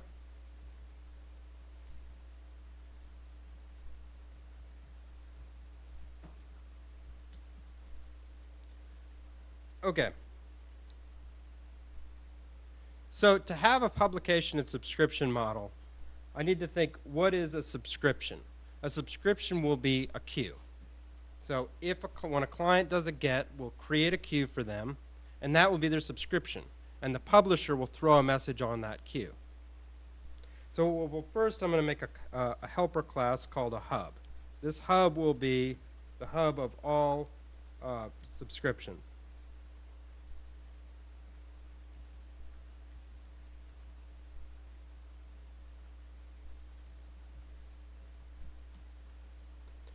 And in its init, I'm going to give it one attribute.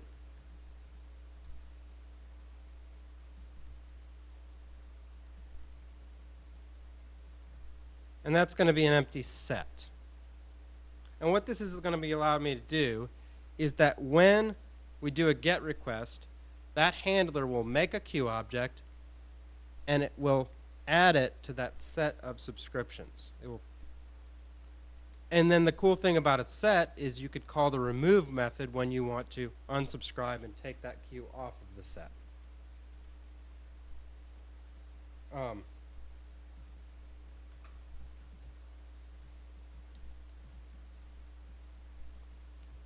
This helper class will have a method, a publish method, which will take a message and put it on all of the queues. So each queue is a subscriber. We'll put the message on every queue.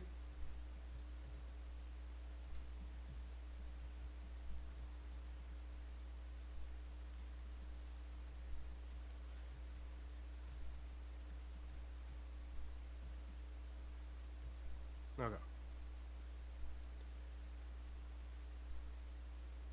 And we're going to have these queues be unlimited side. You notice I'm going to do a put and await function. So none of this, there's no awaits here. That means while it's looping over these queues, you don't have to worry about anything else running in the middle of that, right? This function will not yield back to the scheduler. While it's doing this, nothing else runs. So we don't have to necessarily worry about any side effect, anything messing with anything while we're in the process of looping through those. I think that would be okay anyway, but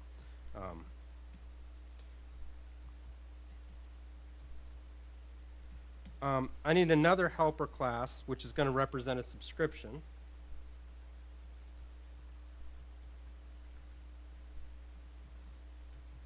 I'm going to pass it the hub.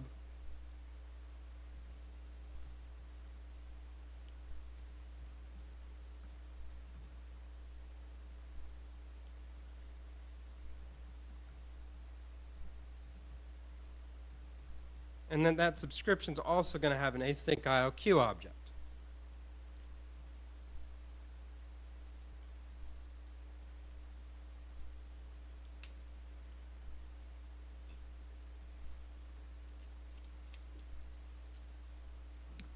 Let's make this a context manager, right? Oh, 10 minutes. All right, let's make this a context manager so that when you create it, you could create a subscription, be subscribed in your with block, and then as soon as you leave or you haven't, for any reason, or raise an exception, we can clean up and remove this queue. Well, I'm going to make a special enter method.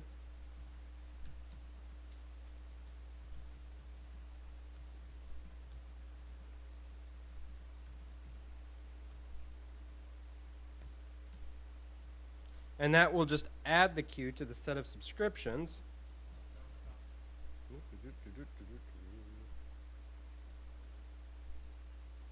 did I do?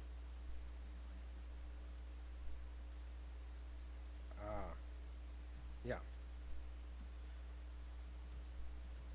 And then it will return the queue so that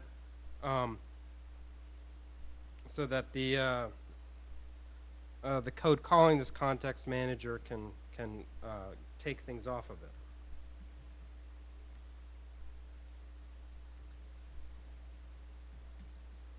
Oops. And then for the exit, we're going to keep this simple.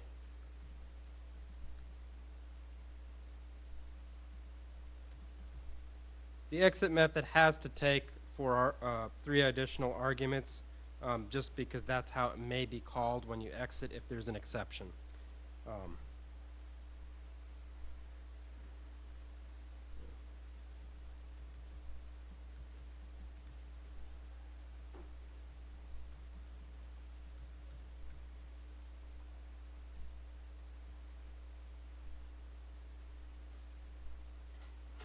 Okay, so I'm going to make a singleton hub object to be used application-wide.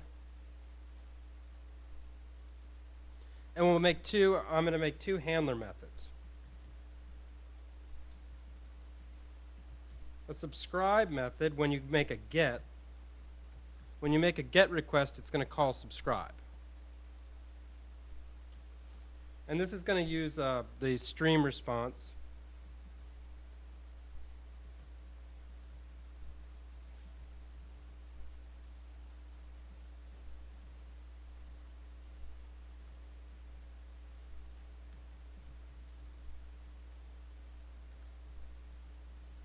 We'll set the header for the content type. This will just help some clients.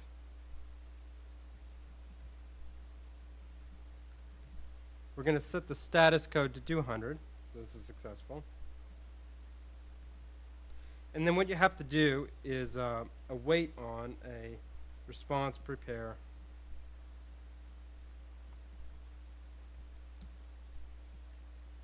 And what this is actually doing is it's setting up, it's actually sending this information to the client. And now that you've got the response set up, the client will have received 200 and will be waiting for the body, which will be this text that continues to come.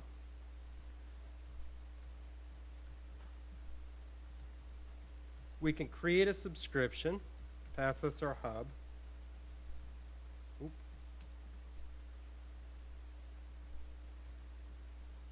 And then we can loop forever.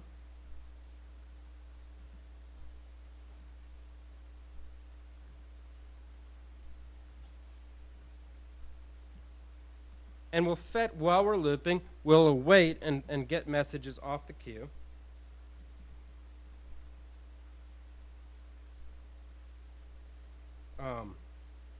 And then we will write to the response.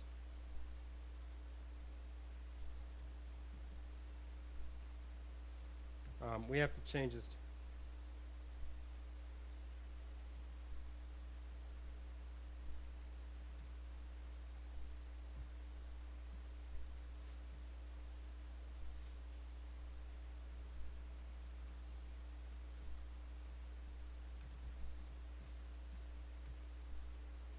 We have to tag on a carriage return line feed. That's an HTTP thing to know that. So that will cause the client to write it.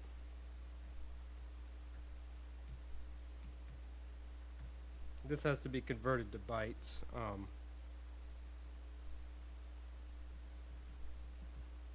And at the end, we'll return response, although we'll never really get here. Okay, and I'm going to apologize for going too fast. This example is on the examples GitHub.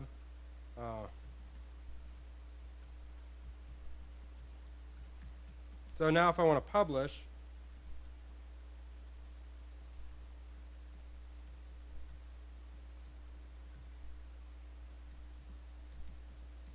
I will get a message from the query string. I'll call publish on the hub. And then I'll return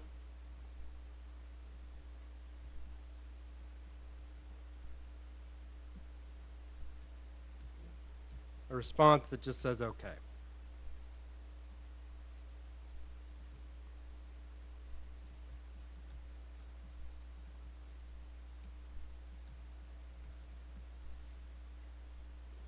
And then we just have to add these to our router. So we'll add the subscribe handler. Oops. As add get, thank you.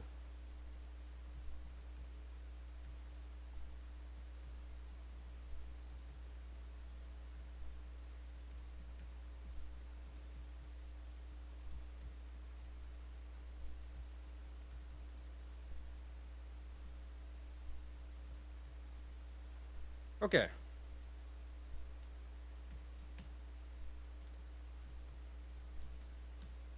Okay, so we'll run it.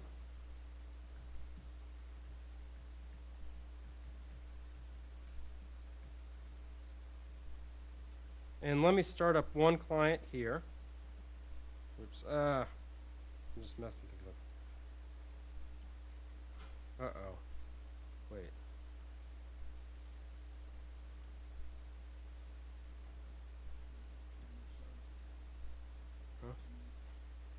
Huh?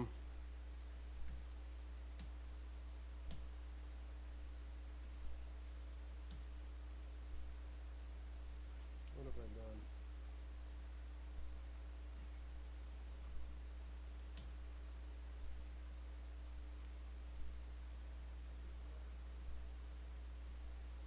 Oh, is my URL correct? No.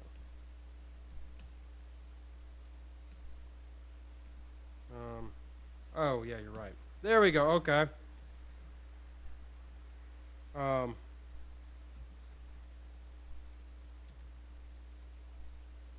let me send a message. It says OK. And you can see I got the message. And we can open up more clients. So you can open up more clients, and they'll also get the message. OK.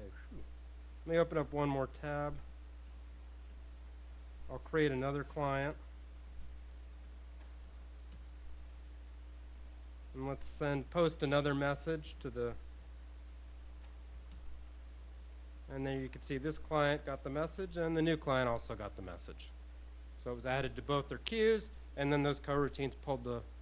Sorry? Oh yeah, here's sending the message with curl. I just send a post with the query string message equals bar. All right. Yeah, and so this example is called pub sub AIO HTTP. So you can look it up. So I think we're out of time. So thanks everyone. I hope this was useful and it made some sense out of the new syntax.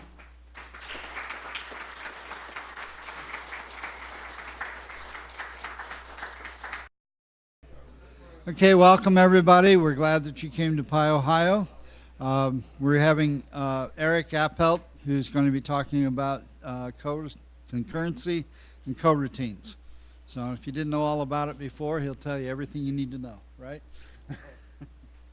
Okay, thank you, and thank you to Pi Ohio for giving me the opportunity to talk about concurrency and coroutines. Sorry. Okay. I'd also like to thank my mentors who have been teaching me an intensive course in concurrency for the last 2.5 years, Jacob and Sophia. They're great. They can be very tough instructors, but they're loving and fair, so it's good. Okay. So let me go start with the setup for this tutorial, an outline of how this should go, what we're doing, and the expectations, and then we'll do some warm-up exercises. With the one thing you need, basically, coroutines are a new feature, but a core feature of the language. So all you really need is Python itself and a terminal to type in. But it needs to be at least Python 3.5 because any earlier version of Python does not have the coroutines and the syntax that we'll be using. There's 2 third-party libraries that you can just pip install. One is requests. I think that's pretty commonly used. The other is AIO HTTP, so you can just pip install both of those. If you're unable to install both of those, you could still follow along with, I'd say, approximately 60% of what we'll do. There'll be a little bit where you'll need to connect to the web. There's a repository for this tutorial on my GitHub account that's spelled APPELTEL, coroutine tutorial. In the examples directory, all the codes that we'll type out together are there. You don't have to check it out, but you can if you want to save yourself some typing or you just don't want to type a lot. You can. And you can use these. I've printed it out, so I'll be using it as a cheat sheet. So, any questions so far? Very good. If I'm going too fast, if I talk too fast, if I type too fast, please feel free to let me know. And also, if I'm failing to speak in the microphone. So we'll do a little warm up with something I call the animals API, just to frame what we'll the example. And this should return to us. Oops.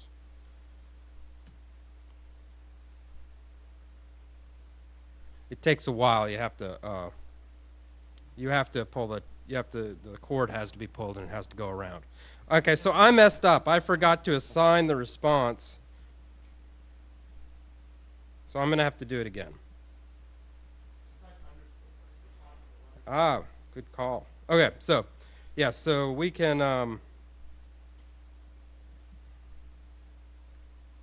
access in the Python REPL, you can access the previous return value with underscore variable. So now we have the response. And what I want is the text of that response, which is moo. So there you go. So you could try this with your own animals.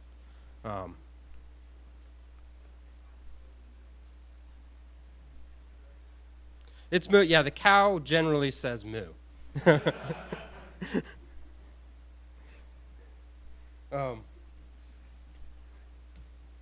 right.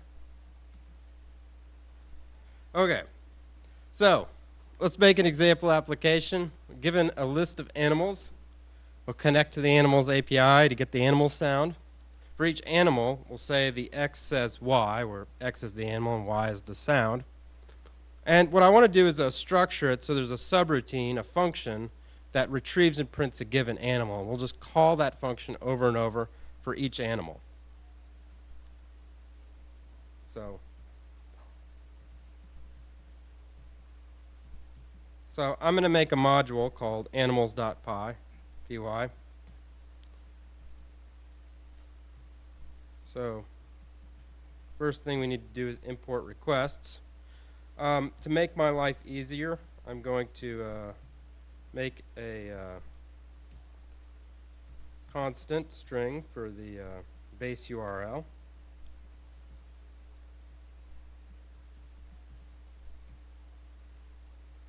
Okay, now I'll make a function which will fetch what an animal says and return it. So I'll call this function speak. It will take as an argument the name of an animal. And I'm going to give it a request session object. What we'll use to show how you can really use concurrency. And then I have a metaphor for concurrency. That part will be more like just a mini talk. I wanted to make it interactive where everyone would cook something, but I don't think the fire marshal, I don't think that would work well and it'd be expensive too.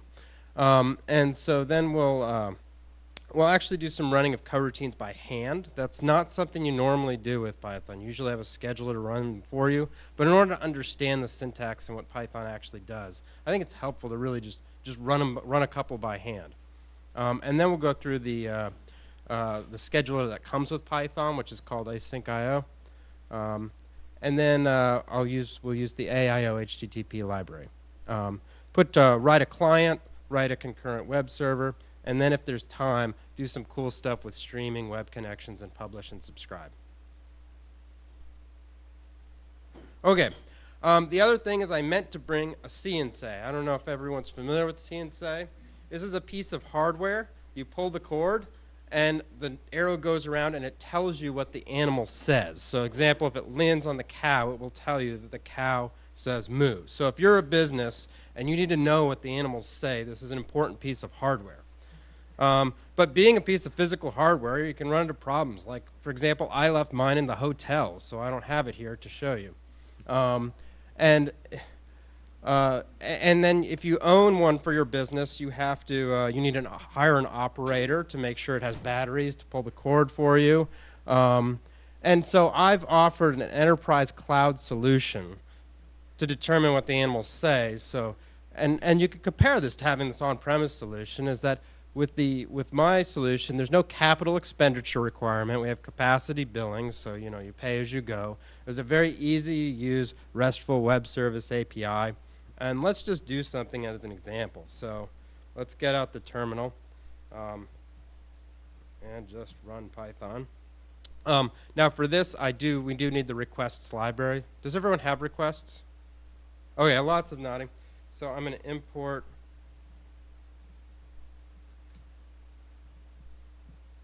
and then let's just do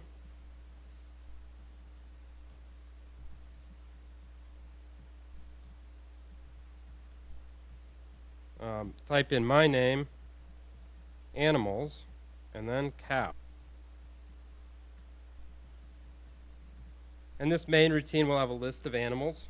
I'm going to do a cow, a pig, and a chicken.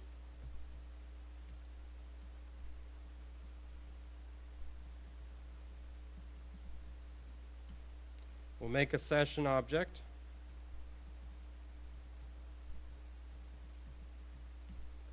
And then I'll loop over my list of animals. For each one, I will call the speak function and pass it the name of my animal and my session object. And then I'll just print it.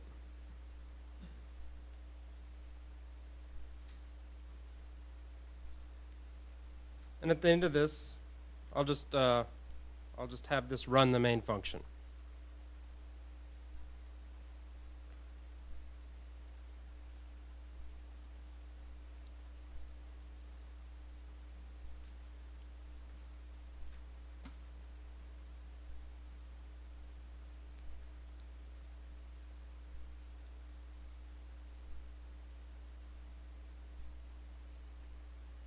And while everyone's typing, this is, actually, I better not say anything. Okay.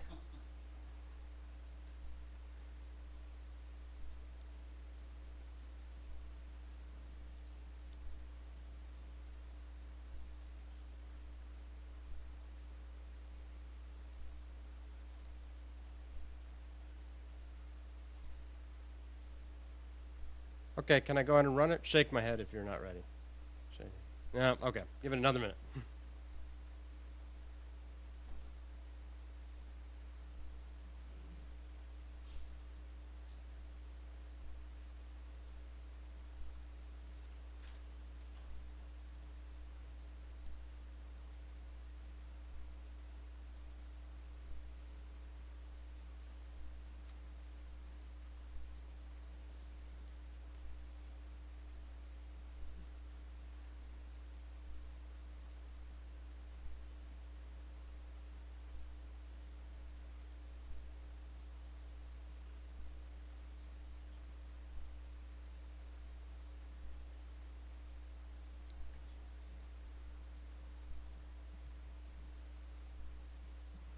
So what I need to do is just get the animal. So I'll do a format string. I'll construct a string from the base URL and the animal. And let's go ahead and throw an exception if you get a bad if we get a bad status. So if the animal doesn't exist in my database or my virtual speak and say, then this will raise an exception.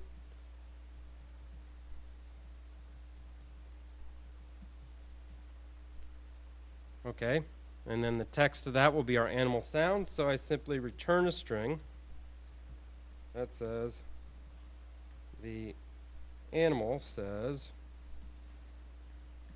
whatever sound we got.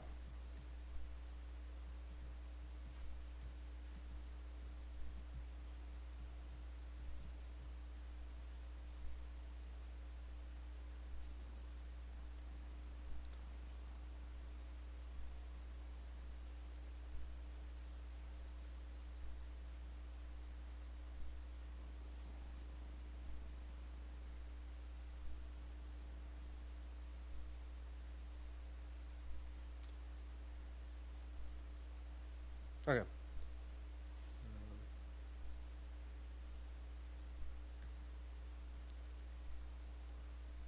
I'm going to go ahead and run it, test this function. The way I'll do it is with the python-i. That will load up the module. It will actually run the module and then dump me into an interactive loop. And I can make a session. Oops.